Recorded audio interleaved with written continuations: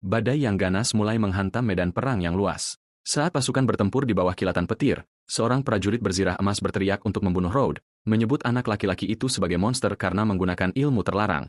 Di tengah petir di langit, siluet naga yang megah muncul saat sang protagonis mengungkapkan bahwa namanya adalah Road. Ia memperlihatkan tangannya yang diselimuti api biru, menandakan bahwa dialah memang monster yang dibicarakan semua orang dengan rasa takut yang begitu besar.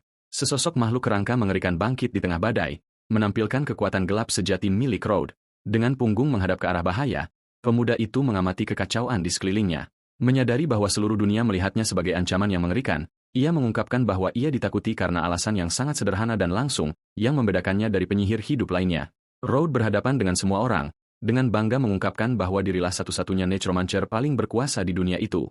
Di bawah komandannya, legiun besar prajurit Undead mulai maju tanpa ampun.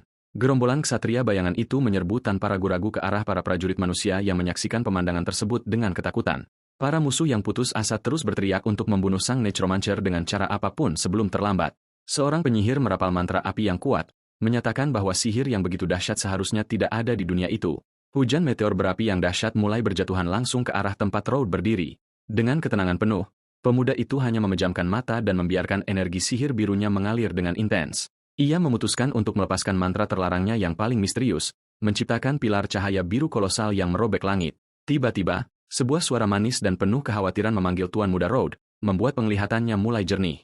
Road membuka matanya dan disambut oleh seorang pelayan cantik bernama Lee yang menatapnya dengan ekspresi bingung dan khawatir. Ia mengonfirmasi bahwa itu benar dirinya dan memperingatkan sang pemuda bahwa sudah waktunya baginya untuk turun untuk sarapan. Terkejut, anak laki-laki itu menyentuh cermin saat ia melihat jejak samar energi sihir biru di kedua tangannya. Ia melihat pantulan dirinya sendiri dan mendapati dengan tidak percaya bahwa entah bagaimana ia berhasil kembali ke masa lalu 20 tahun yang lalu. Ia ingat tewas pada usia 32 tahun di kehidupan masa lalunya dan akhirnya berinkarnasi di dunia fantasi tersebut. Dalam kehidupan barunya itu, ia menjadi satu-satunya necromancer yang mampu memegang komando atas miliaran Undead dengan kekuasaan mutlak. Pemuda itu meratapi kenyataan bahwa ia baru saja hendak menguji mantra terlarang yang belum sepenuhnya ia kuasai sebelum dikirim ke masa lalu. Leah mendesaknya, mengatakan bahwa jika ia terlambat, tuan rumah pasti akan menghukumnya dengan berat lagi. Road memberinya senyuman lembut dan meminta maaf, mengatakan bahwa pelayan itu bisa pergi duluan karena ia akan segera turun. Pelayan tersebut terkejut melihat majikannya tersenyum dan meminta maaf, bertanya-tanya apakah ia benar-benar tuan muda yang dingin dan pengecut seperti biasanya. Ia berjalan menyusuri lorong, mengingat bahwa ia dianggap sebagai anak bungsu Baron Morris yang manja, pemalas, dan tidak ada harapan. Pemuda itu mengenang dengan rasa sakit bagaimana seluruh keluarganya akhirnya tewas secara tragis di masa lalu tanpa bisa ia berbuat apa-apa. Meskipun telah kehilangan seluruh tingkat kultivasinya, ia masih menyimpan ingatan necromancernya dan bertekad untuk mengubah takdir semua orang. Road akhirnya memasuki ruang makan mewah tempat keluarganya sudah berkumpul untuk santapan pertama hari itu. Baron Shuro Morris menatapnya dengan serius dan bertanya apakah ia terlambat lagi karena sedang mencari-cari alasan untuk tidak belajar. Anak laki-laki itu menarik kursi dan meminta maaf kepada ayahnya dengan tenang, menyatakan bahwa ia sama sekali tidak berniat lari dari kewajibannya. Ia menjamin bahwa ia tidak akan pernah membolos kelas lagi mulai sekarang. Sambil mengamati wajah tegas ayahnya yang sudah bertahun-tahun tidak ia lihat, Road bertanya-tanya bagaimana keluarga yang begitu disiplin bisa bangkrut dan bersumpah bahwa kali ini ia akan menemukan seluruh kebenaran di balik tragedi tersebut. Kakak laki-lakinya, Leo, mengatakan bahwa ia tidak boleh terus-menerus menjadi pemalas jika ingin memiliki kesempatan untuk mewarisi kediaman Morris. Seorang gadis berambut perak meminta Leo agar tidak terlalu keras pada adiknya, mengingatkan bahwa dialah sang kakak. Saudari yang penuh kasih, Chief Morris, menawarkan makanan kepada anak laki-laki tersebut, yang menjadi emosional melihat bahwa ia masih sebaik yang ia ingat. Ia mengenang bahwa di masa lalu Chief dinikahkan demi menyelamatkan keluarga dan akhirnya dikorbankan secara kejam kepada para sekutu iblis. Tiba-tiba, suara langkah kaki yang mantap bergema di aula, menarik perhatian semua orang di meja makan. Nyonya Delauris yang agung muncul di tempat kejadian dan menegur Road karena terlambat lagi untuk makan. Chief mencoba melindungi adiknya dengan memberitahu ibu mereka bahwa itu adalah salahnya karena menahannya terlalu lama untuk mengajari teori sihir. Sang ibu menyuruh Chief untuk segera diam dan memperingatkannya agar tidak membuat alasan yang menyedihkan untuk menutupi kesalahan anak bungsu tersebut. Ia memperingatkan bahwa keluarga itu tidak memiliki ruang bagi parasit yang tidak berguna dan memberinya batas waktu 1 minggu untuk menguasai sihir atau diusir. Chief benar-benar terkejut dan mengeluh bahwa 1 minggu adalah waktu yang terlalu singkat, mengingat bahkan Leo yang berbakat membutuhkan waktu jauh lebih lama untuk mencapainya. Della mengatakan bahwa Leo dan Chief menguasai sihir sejak sangat dini, sementara Road yang sudah berusia 12 tahun hanyalah beban yang tidak berguna bagi klan Morris. Tidak mampu menentang otoritas ibunya, Chief hanya menundukkan kepalanya dengan sedih dan menerima teguran itu dalam diam. Road mengejutkan semua orang dengan menerima tantangan 1 minggu tersebut, membuat kakak perempuannya putus asa karena kenekatannya. Dengan tatapan percaya diri, Anak laki-laki itu bertanya apa yang akan ia terima sebagai hadiah jika berhasil menyelesaikan tugas sulit yang diusulkan oleh ibunya. Della memejamkan mata dan menjawab dengan tenang bahwa jika ia berhasil, ia akan mengabulkan permintaan apapun yang diajukan oleh anak tersebut. Rhodes langsung menerima kesepakatan itu di tempat dan berkata bahwa jika ia menang, ia menginginkan izin resmi untuk memasuki makam pahlawan yang legendaris. Baron Morris mengangkat alisnya, tertarik dengan tekad dan kenekatan putra bungsunya. Sang ayah menyetujui usulan tersebut, mengatakan bahwa jika ia benar-benar menguasai sihir dalam seminggu, ia akan mengizinkannya masuk ke makam tersebut. Sang ibu menatapnya dengan jijik, mengatakan bahwa ia harus mulai mengepak tasnya karena ia tidak memiliki kesempatan untuk memenangkan tantangan itu. Di luar, Chief berjalan dengan cemas di samping Rhodes, bertanya mengapa ia tidak meminta maaf untuk menghindari pengusiran.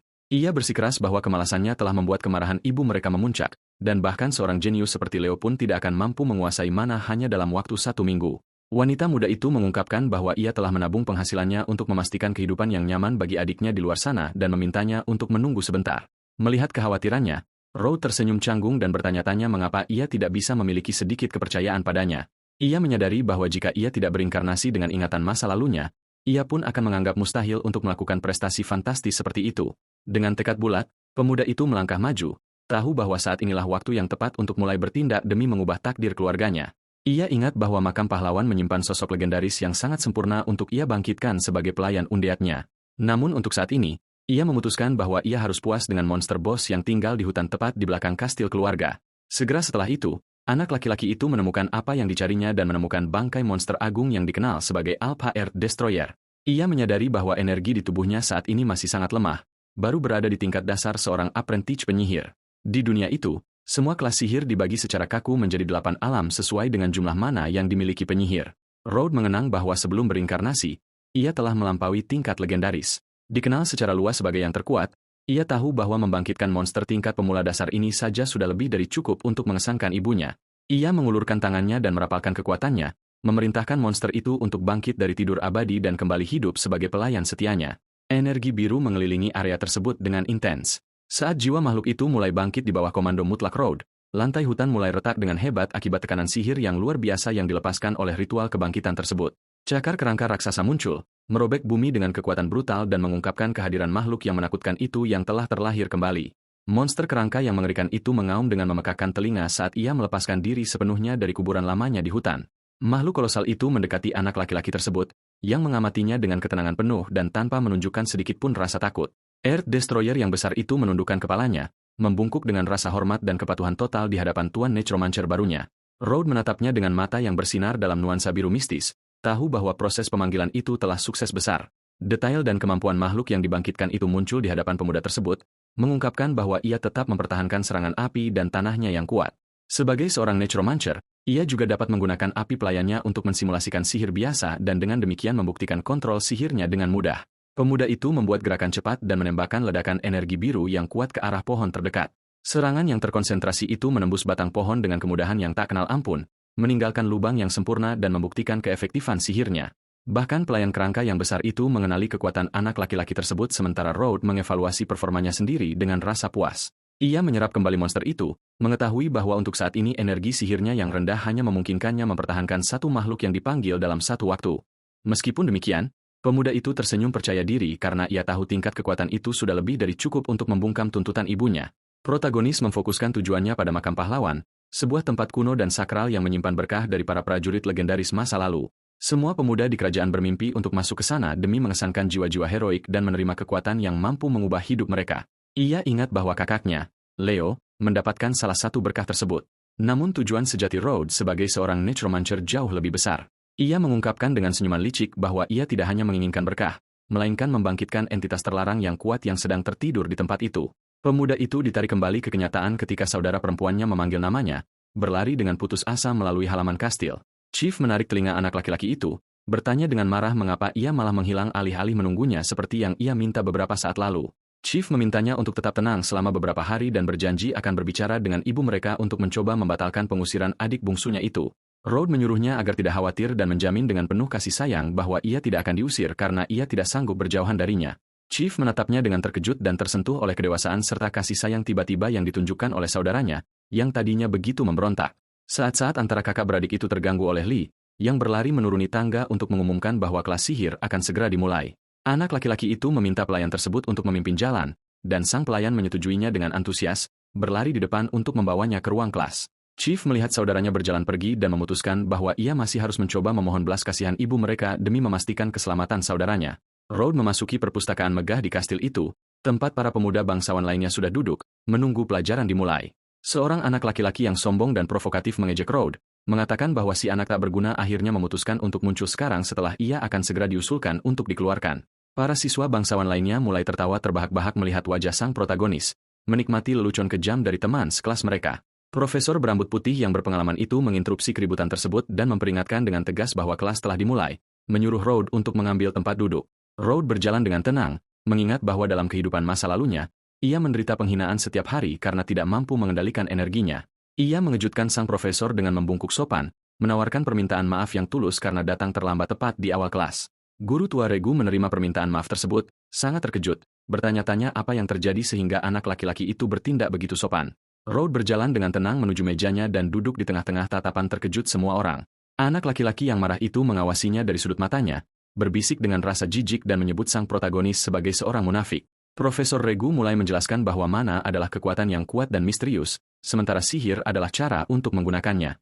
Ia merinci bahwa menguasai mana memungkinkan seseorang untuk menghususkan diri dalam berbagai kelas seperti penyihir, tabib, dan pembunuh bayaran bayangan. Sang guru melanjutkan dengan mengatakan bahwa dengan mempelajari sihir, seorang pemuda menjadi seorang petapa magang dan dapat naik ke tingkat penyihir tingkat lanjut, Archmate. Salah satu siswi mengangkat tangannya dengan rasa ingin tahu dan bertanya kepada profesor tentang tingkat legendaris yang misterius dan diidam-idamkan. Profesor menjelaskan bahwa figur-figur legendaris dianggap sebagai mitos yang hidup karena mereka mencapai prestasi besar yang tercatat dalam sejarah. Ia menyayangkan bahwa saat ini penyihir tingkat ini hanya ada dalam legenda dan kerajaan mereka belum menghasilkan sosok legendaris selama 700 tahun. Sang guru memperingatkan bahwa para pemuda bangsawan harus menguasai mana sebelum usia 13 tahun untuk mengamankan posisi terkemuka mereka dalam masyarakat. Saingan Rhodes memanfaatkan kesempatan itu dan mengarahkan jarinya, mengatakan bahwa tampaknya hanya ada satu orang di sana yang masih belum menguasai mana. Ia memprovokasi Rhodes, mengatakan bahwa anak laki-laki itu telah menghadiri kelas sihir selama 3 tahun dan tetap tidak menunjukkan kemajuan apapun. Tanpa terpengaruh, sang protagonis menjawab bahwa itu bukan urusan saingannya dan menjamin bahwa ia akan menguasai sihir hanya dalam waktu 1 minggu. Sang provokator tertawa terbahak-bahak dan berteriak agar seluruh kelas mendengarkan bahwa Rhodes si anak tak berguna berjanji untuk belajar sihir dalam seminggu. Para siswa lain di ruangan itu juga mulai berbisik dan tertawa kecil, menganggap pernyataan Rhodes sebagai lelucon total. Profesor mengawasi pemandangan itu dengan kecewa, berpikir bahwa anak laki-laki itu masih anak manja dan arogan seperti biasanya. Rhodes berpikir ia ingin sekali memamerkan kekuatannya sekarang juga, tetapi tahu bahwa mengungkapkan semuanya pada hari pertama akan menarik perhatian yang tidak perlu. Malam itu juga, di bawah langit berbintang, Chief memutuskan untuk mencari ibunya di aula utama kastil untuk berbicara. Della dengan tenang menyesap tehnya dan bertanya apa yang membawa putrinya ke sana begitu larut malam. Perempuan muda itu memohon sambil berlutut agar ibunya memiliki belas kasihan dan memohon agar tidak mengusir adik laki-lakinya dari keluarga Morris. Merasa terganggu dengan sikap putrinya, sang ibu membanting cangkirnya ke atas meja dan bertanya mengapa putrinya terus bersikeras membela seorang anak yang tidak berguna. Ia dengan bangga menyatakan bahwa bahkan dalam kemunduran, keluarga tersebut masih memiliki kehormatan dan mengenang bahwa Leo dan Chief menguasai sihir sejak usia sangat dini. Della berkata dengan marah bahwa Rhodes sudah berusia 12 tahun dan rumah Morris jelas bukan tempat penampungan bagi para pemalas yang tidak berbakat. Dengan tatapan otoritatif, ia mengakhiri masalah ini secara definitif, memerintahkan Chief untuk tidak mengangkat masalah ini lagi. Chief menundukkan kepalanya dengan sedih dan bertanya-tanya dengan penuh penderitaan apa yang akan mereka lakukan sekarang dalam menghadapi situasi yang begitu sulit. 7 hari berlalu dan profesor mengumumkan bahwa saat yang ditunggu-tunggu akhirnya tiba untuk menguji kemajuan para siswa sesuai permintaan keluarga. Ia memperingatkan bahwa kerabat semua orang sedang menonton dari atas dan menyuruh para pemuda untuk menunjukkan hasil upaya mereka. Dari jendela, Della mengeluh bahwa menonton adalah buang-buang waktu karena ia tahu Rhodes akan mempermalukan dirinya sendiri, sementara Chief tetap mempertahankan harapan. Chief menempelkan kedua tangannya pada kaca, mengawasi adiknya di bawah sana dan bertanya-tanya dengan cemas apakah adiknya benar-benar akan berhasil. Sang provokator biasa merayakan kemenangannya, mengatakan bahwa ia menunggu hari ini dengan penuh kecemasan hanya untuk melihat sang protagonis gagal secara mengenaskan. Ia melangkah maju dengan arogan, memanggil Rhodes sebagai sampah dan mengatakan bahwa ia akan menunjukkan sihir yang sebenarnya kepada Rhodes. Pemuda itu membual bahwa ia akan menjadi penyihir elemental dan merapalkan mantra api, menembakkan ledakan api lurus ke depan. Bola api itu terbang menembus udara menuju sasaran, menunjukkan bahwa ia benar-benar memiliki kendali yang baik atas elemen tersebut. Mantra itu menghantam lempengan batu ujian tepat di sasaran, meninggalkan bekas luka bakar hitam yang sangat terlihat di permukaannya. Ia berbalik sambil tertawa dan berkata, "Kamu tidak akan pernah mencapai tingkat itu, menantang Road untuk menunjukkan hasil pelatihannya. Road dengan tenang berjalan menuju area pengujian di bawah tatapan semua orang dan mengumumkan bahwa sekarang gilirannya untuk bermain.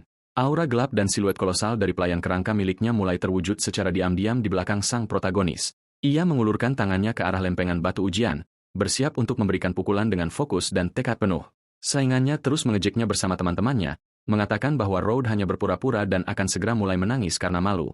Seorang bangsawan yang suka bergosip bertanya kepada Dela apakah benar ia akan mengusir anak bungsu keluarga itu jika gagal dalam tes hari ini. Dela menjawab bahwa orang malas sepertinya hanya membawa malu bagi klan dan akan jauh lebih baik jika ia pergi untuk selamanya. Fokus pada tujuannya, anak laki-laki itu memvisualisasikan pelayannya dan secara diam-diam mengaktifkan kekuatan Earth Destroyer dalam serangan sihirnya. Ia merapalkan mantra api pelayannya, melepaskan api biru dalam jumlah besar yang mengejutkan semua orang di halaman.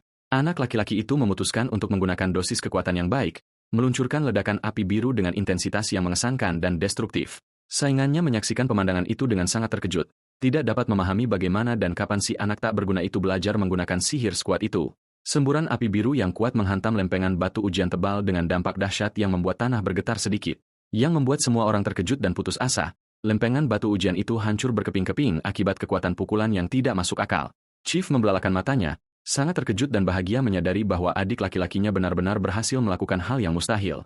Para siswa lainnya tertegun, berkomentar dengan ketakutan bahwa bahkan yang terbaik di kelas tidak akan pernah bisa menghancurkan lempengan itu. Sang profesor menatap kehancuran itu dengan kebingungan, berpikir bahwa tingkat kekuatan yang absurd itu tidak pernah bisa dikendalikan oleh seorang petapa magang biasa. Saingannya jatuh ke dalam keputusasaan total, tidak dapat menerima bahwa pria yang sering ia hina itu baru saja merapalkan sihir yang jauh lebih unggul darinya. Wanita bangsawan di sebelah Dela berkomentar sambil tertawa bahwa rupanya anak laki-laki malas itu tidak sedakwah yang ia klaim.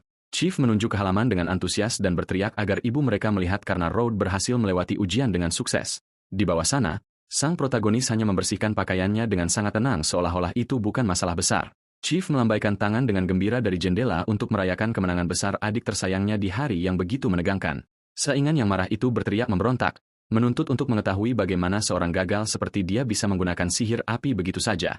Ia mengarahkan jarinya, menuduh sang protagonis melakukan kecurangan karena semua orang tahu Road biasa membolos kelas sihir. Kerumunan mulai berbisik dan setuju bahwa adalah mustahil bagi seseorang tanpa bakat untuk merapalkan mantra tingkat lanjut seperti itu dari udara kosong.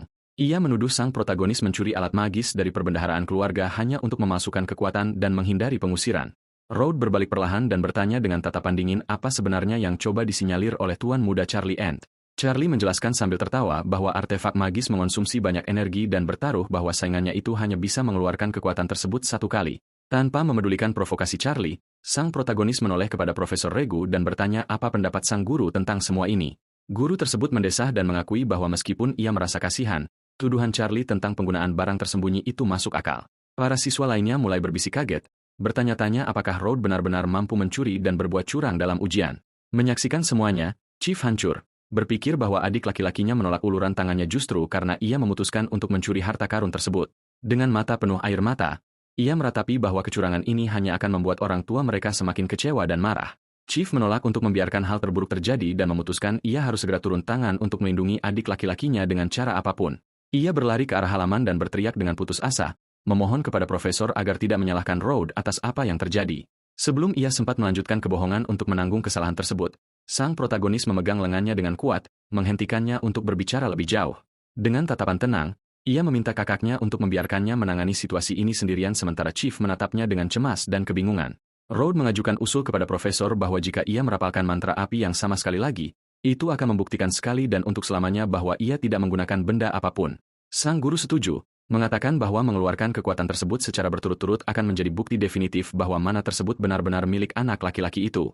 Road menerima tantangan itu dengan senyum penuh percaya diri dan mulai memusatkan energi gelapnya yang luar biasa di sekeliling tubuhnya. Para pemuda di bangku penonton mulai berkeringat dingin dan berseru ketakutan bahwa tekanan besar yang dilepaskan oleh anak laki-laki itu sangat luar biasa. Dengan gerakan cepat, sang protagonis menembakkan ledakan gelombang api biru kolosal lainnya yang meledak dengan hebat di halaman ujian. Charlie Ant menyaksikan pemandangan itu dengan putusasaan, menyadari dengan ngeri bahwa anak laki-laki itu memang tidak menggunakan alat curian apapun. Saingannya mundur dengan gemetar sambil menatap pameran kekuatan tersebut, tidak mampu mempercayai tingkat kendali sang protagonis yang luar biasa, dan lumpuh total oleh teror saat keringat mengalir di wajahnya di hadapan penghinaan publik yang baru saja ia derita. Debu dan serpihan batu dari kehancuran besar itu mulai berjatuhan di halaman, menunjukkan jejak kehancuran yang ditinggalkan oleh mantra tersebut. Charlie kehilangan seluruh kekuatan di kakinya dan ambruk, duduk di tanah, ketakutan oleh kehadiran mantan saingannya yang mengintimidasi. Murid-murid lain menyaksikannya dengan terkejut dan bertanya dengan mulut menganga apakah pemuda kuat itu benar-benar anak laki-laki yang lemah sebelumnya. Chief berbalik dengan penuh kemenangan kepada ibunya dan bertanya apakah dia sekarang akhirnya akan melepaskan ide konyol untuk membuang anak bungsu keluarga tersebut. Della membuang muka dengan dingin, mengatakan bahwa dia akan mengampuni anak laki-laki itu untuk saat ini karena orang pemalas tetap tidak punya tempat di rumahnya.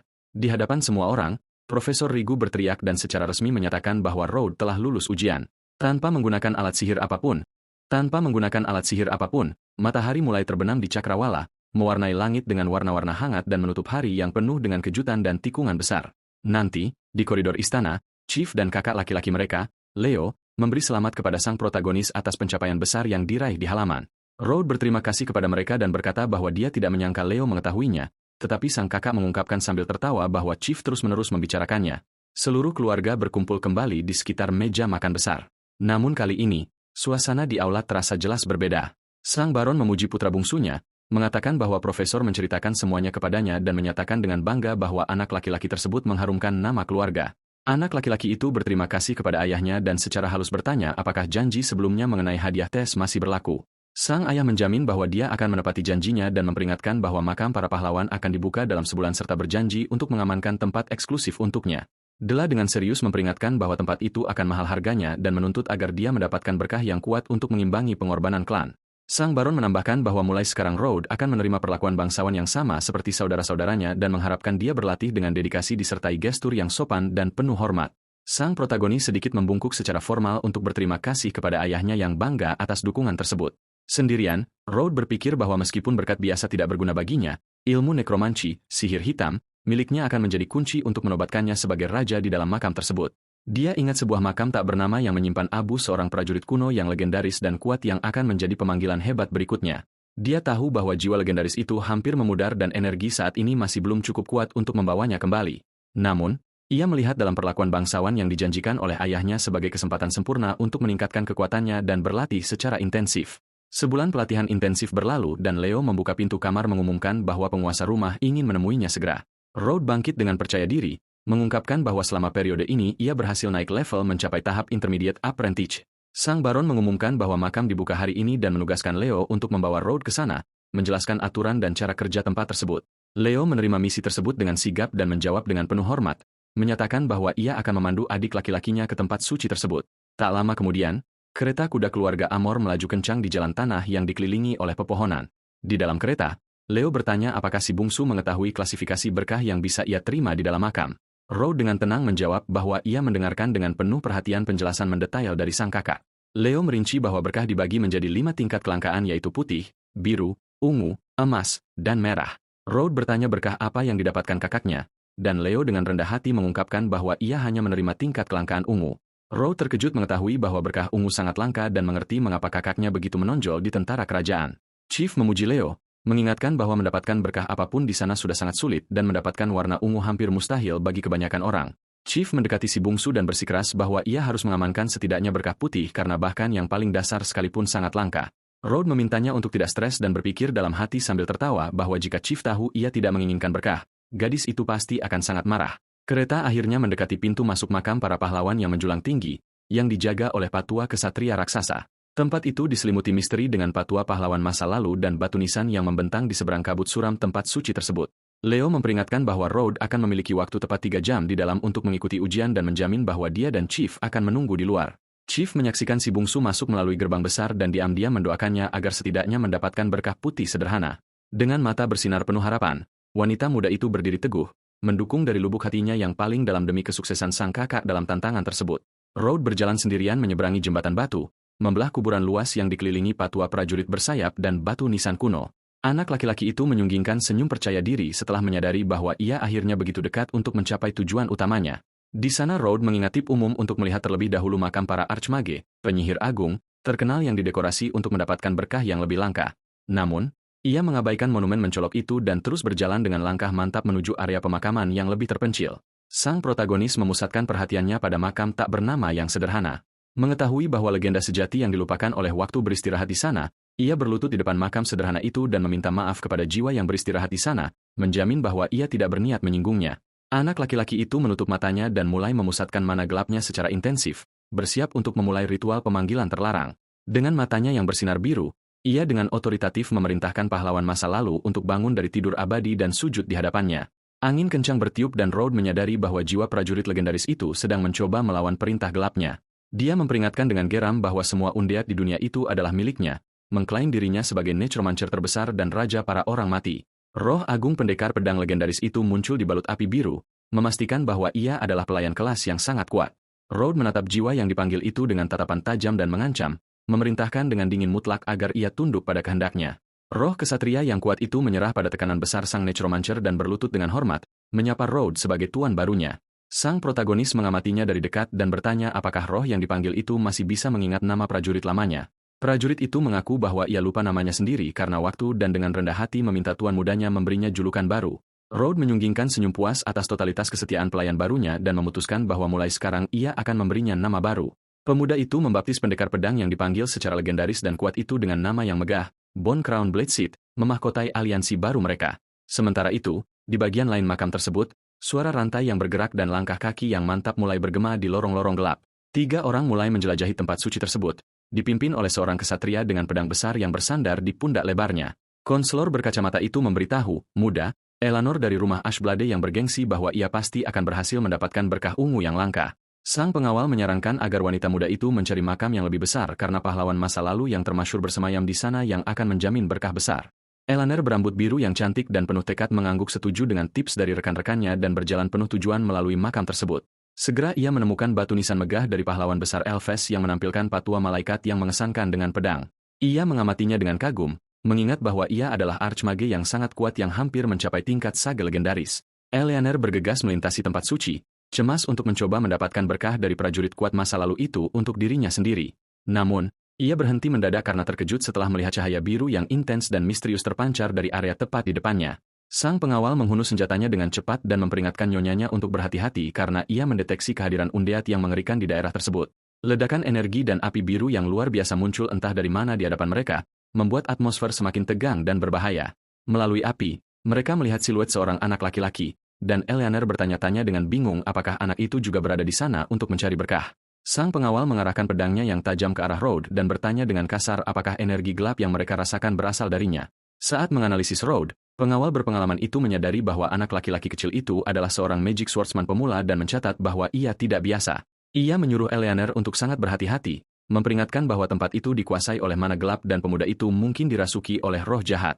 Tanpa menunjukkan kekhawatiran apapun terhadap ancaman tersebut, sang protagonis terus berjalan dengan tenang menuju kelompok itu. Road bercanda dengan pelayan tulangnya yang baru yang melayang di belakangnya, berkomentar bahwa pengawal itu memanggilnya roh penasaran yang sederhana. Road dengan tenang menundukkan kepalanya dan mengambil dahan pohon yang tergeletak di lantai makam yang lembab.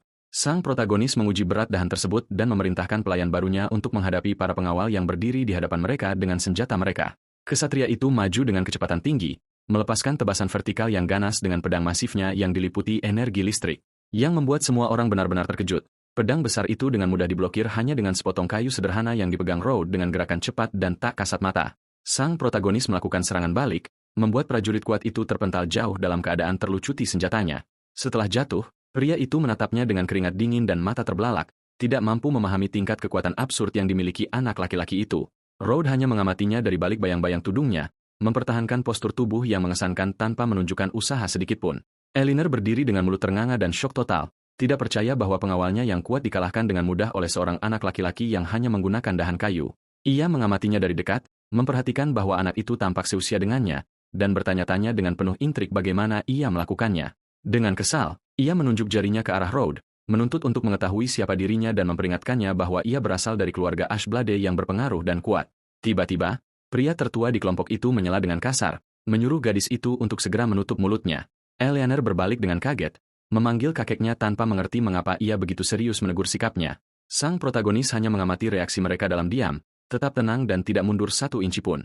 Sang tetua menganalisis Road dengan penuh pemikiran, mengakui bahwa bahkan dirinya sendiri tidak akan mampu mengalahkan pengawal tersebut dengan kemudahan dan penguasaan seperti itu. Leon berlutut dalam rasa malu dan memohon izin untuk berduel dengan anak laki-laki itu lagi, bersikeras bahwa ia tadi hanya membuat kesalahan konyol. Dengan penuh amarah, kesatria itu bangkit dan kembali menyerang, melancarkan serangan cepat yang dipenuhi oleh energi kelistrikannya. Road menghindari serangan kuat tersebut dengan sangat mudah, bergerak bagaikan sambaran petir sejati di halaman pemakaman. Sekali lagi, Suara benturan logam bergema saat sang protagonis menangkis dan menetralkan sepenuhnya serangan sang kesatria. Kehadiran Road dan pelayan kerangka miliknya yang mengintimidasi tampak bagaikan bayangan menyesakan tepat di belakang kesatria yang ketakutan itu. Ia mengarahkan ranting pohon tepat ke tenggorokan lawannya dan memperingatkan dengan dingin bahwa jika ia mencobanya lagi, ia akan dikuburkan di tempat itu juga. Sang tetua terkejut menyadari bahwa tidak ada pria berfluktuasi dan menyimpulkan dengan ngeri bahwa anak laki-laki itu menang hanya menggunakan ilmu pedang murni. Bingung dan mengkhawatirkan nyawa anak buahnya, sang kakek maju ke depan dan dengan putus asa memohon belas kasihan kepada sang tuan muda. Ia meminta maaf dengan sopan atas perilaku arogan bawahannya, menundukkan kepalanya sebagai tanda penghormatan penuh. Sang protagonis menyadari bahwa sang tetua sengaja mengulur waktu untuk bertindak hanya demi menguji kekuatan sebetulnya selama pertarungan melawan pengawal tersebut. Master tua itu berbalik dengan marah ke arah kesatrianya dan segera memerintahkannya untuk datang dan meminta maaf kepada pemuda yang menang itu. Dengan rasa malu, pria itu membungkuk di hadapan Road, meminta pengampunan atas kelancangannya dan meyakinkannya bahwa ia sama sekali tidak berniat menyinggungnya. Sang kesatria berpikir dengan gemetar bahwa ini adalah pertama kalinya ia dikalahkan oleh seseorang yang hanya menggunakan ilmu pedang dasar, yang sungguh mengerikan. Road hanya melambaikan tangannya, mengatakan bahwa tidak apa-apa karena ia tidak terluka, dan menyuruh mereka melupakan apa yang terjadi. Sang tetua mengakui bahwa mereka adalah orang-orang bodoh dan memuji Road, memanggilnya sebagai master pedang tingkat lanjut karena mengalahkan Leon membutuhkan level Grandmaster. Eleanor memperhatikan semuanya dengan kebingungan dan keterkejutan, tidak mengerti bagaimana kakeknya bisa memanggil seorang anak laki-laki yang seusia dengannya sebagai master senior. Road merespons dengan rendah hati, mengatakan bahwa ia hanya sedang beruntung, namun dalam hati ia mengakui bahwa bilah pelayannya, Blade Seed, sangat legendaris di masa jayanya. Sang tetua yang ramah tertawa lepas dengan tulus dan memuji kerendahan hati pemuda itu di hadapan kemenangan yang begitu luar biasa dan bersih. Ia memperkenalkan dirinya secara resmi sebagai Igna Ashblade, pemimpin dari wangsa bangsawan miliknya, dan memperkenalkan cucu perempuannya yang cantik bernama Eleanor kepada anak laki-laki tersebut. Eleanor membungkuk dengan hormat, menawarkan permintaan maaf yang tulus atas arogansi dan perilakunya yang kasar terhadap sang protagonis sebelumnya. Igna dengan sopan bertanya apakah seorang prodigi sepertinya adalah bagian dari istana kerajaan, mengaku bahwa ia belum pernah melihat tuan muda semuda itu sebelumnya. Road meminta untuk dipanggil Road saja dan mengungkapkan bahwa ia tidak berasal dari faksi manapun. Sambil mengingat pengaruh besar dari wangsa mereka, Igna berpikir dengan rasa penasaran bahwa ia belum pernah mendengar nama Road, namun ia menjadi bersemangat mengetahui bahwa anak itu bebas dan berencana untuk membawanya ke sisi mereka. Eleanor mendekat dengan ramah dan bertanya apakah ia seusia dengannya dan apakah ia juga datang ke makam untuk mencari berkah kepahlawanan. Saat itu juga, wajahnya memerah karena malu dan meminta maaf, sambil tertawa menyadari bahwa ia telah mengajukan pertanyaan konyol kepada seseorang yang begitu kuat seperti Road. Tiba-tiba, kakeknya mulai batuk dengan hebat dan menyakitkan saat jejak energi hitam dan darah menetes dari mulutnya. Dengan putus asa, Eleanor dan pengawalnya memegang sang tetua yang hampir pingsan akibat krisis mengerikan yang tiba-tiba menyerangnya. Road mengamatinya dari dekat dan dengan tenang memperingatkan bahwa pemimpin keluarga Ashblade itu tampaknya sedang menderita akibat kutukan yang mengerikan. Sang pengawal memohon dengan cemas untuk mengetahui apakah sang protagonis tahu cara membantunya, mengungkapkan bahwa tidak ada tabib di kerajaan yang berhasil menemukan obatnya. Eleanor menjelaskan sambil menangis bahwa kakeknya disergap oleh para iblis dalam pertempuran puluhan tahun lalu, dan sejak saat itu ia menderita penyakit yang tidak dapat disembuhkan ini. Anak laki-laki itu mengatakan bahwa hal tersebut menjelaskan semuanya karena itu adalah kutukan iblis roh jahat yang hanya segelintir orang tahu cara mengobatinya. Dengan air mata di matanya, gadis itu memohon kepada sang protagonis untuk membantu mereka, bertanya apakah ia juga mengetahui metode untuk menyembuhkan kakeknya. Ia memeluk kakeknya yang melemah dengan kasih sayang dan keputusasaan yang luar biasa, memohon dalam diam untuk secercah harapan demi menyelamatkannya. Eleanor berjanji dengan putus asa bahwa jika Road berhasil menyelamatkan nyawa kakeknya, keluarganya yang berpengaruh akan setuju untuk mengabulkan permintaan apapun yang diinginkan anak laki-laki itu. Road berpikir bahwa sang tetua adalah pahlawan yang mengagumkan dan menyimpulkan dengan penuh semangat bahwa bagi seorang necromancer seperti dirinya, menghilangkan kutukan semacam itu adalah hal yang sangat mudah. Ia mendekati kelompok tersebut dan menyatakan dengan keyakinan penuh serta ketenangan bahwa menyembuhkan pemimpin keluarga Ashblade bukanlah tugas yang sulit. Eleanor dan Leon tersenyum penuh harapan dan bertanya dengan penuh emosi apakah sang protagonis benar-benar serius. Ia membenarkannya, namun menjelaskan bahwa ia akan membutuhkan beberapa barang khusus untuk berhasil menghilangkan kutukan tersebut sepenuhnya. Eleanor menangis karena bahagia, mengetahui bahwa akhirnya kondisi mengerikan kakeknya tersayang dapat disembuhkan oleh pemuda tersebut. Leon menyerahkan artefak komunikasi magis kepada Road dan memandunya untuk menghubungi kapan saja dengan apapun yang ia butuhkan. Sang kesatria mengatakan ia akan datang menjemputnya secara pribadi begitu ia menyiapkan semuanya dan bersikeras agar Road menggunakan perangkat tersebut jika ia menginginkan apapun. Road menerima benda itu dengan tenang dan mengakhiri percakapan dengan sopan, mengucapkan selamat tinggal sementara kepada kelompok tersebut. Ia berjalan kembali sambil berpikir bahwa perjalanan itu sangat menguntungkan, namun mencatat bahwa roh Blade Seed baru memiliki 1% dari total kekuatannya. Meski begitu, pemuda itu tersenyum percaya diri, meyakinkan dirinya bahwa dengan bantuannya, sang kesatria akan kembali ke puncak kekuatan masa lalunya. Di luar, Chief berlari ke arah Road dengan ekspresi yang sangat cemas. Ingin tahu semua berita secara langsung, ia bertanya dengan antusias, roh mana yang memberkatinya di dalam dan apa tingkat kelangkaan warna dari kekuatan yang ia terima. Road berkeringat dingin saat menyadari bahwa ia benar-benar lupa membuat alasan karena ia tidak dapat mengungkapkan pemanggilan terlarangnya. Leo mendekatinya dengan ekspresi yang sangat serius dan dengan dingin berkomentar bahwa anehnya ia tidak bisa merasakan berkah apapun yang datang dari tubuh pemuda itu.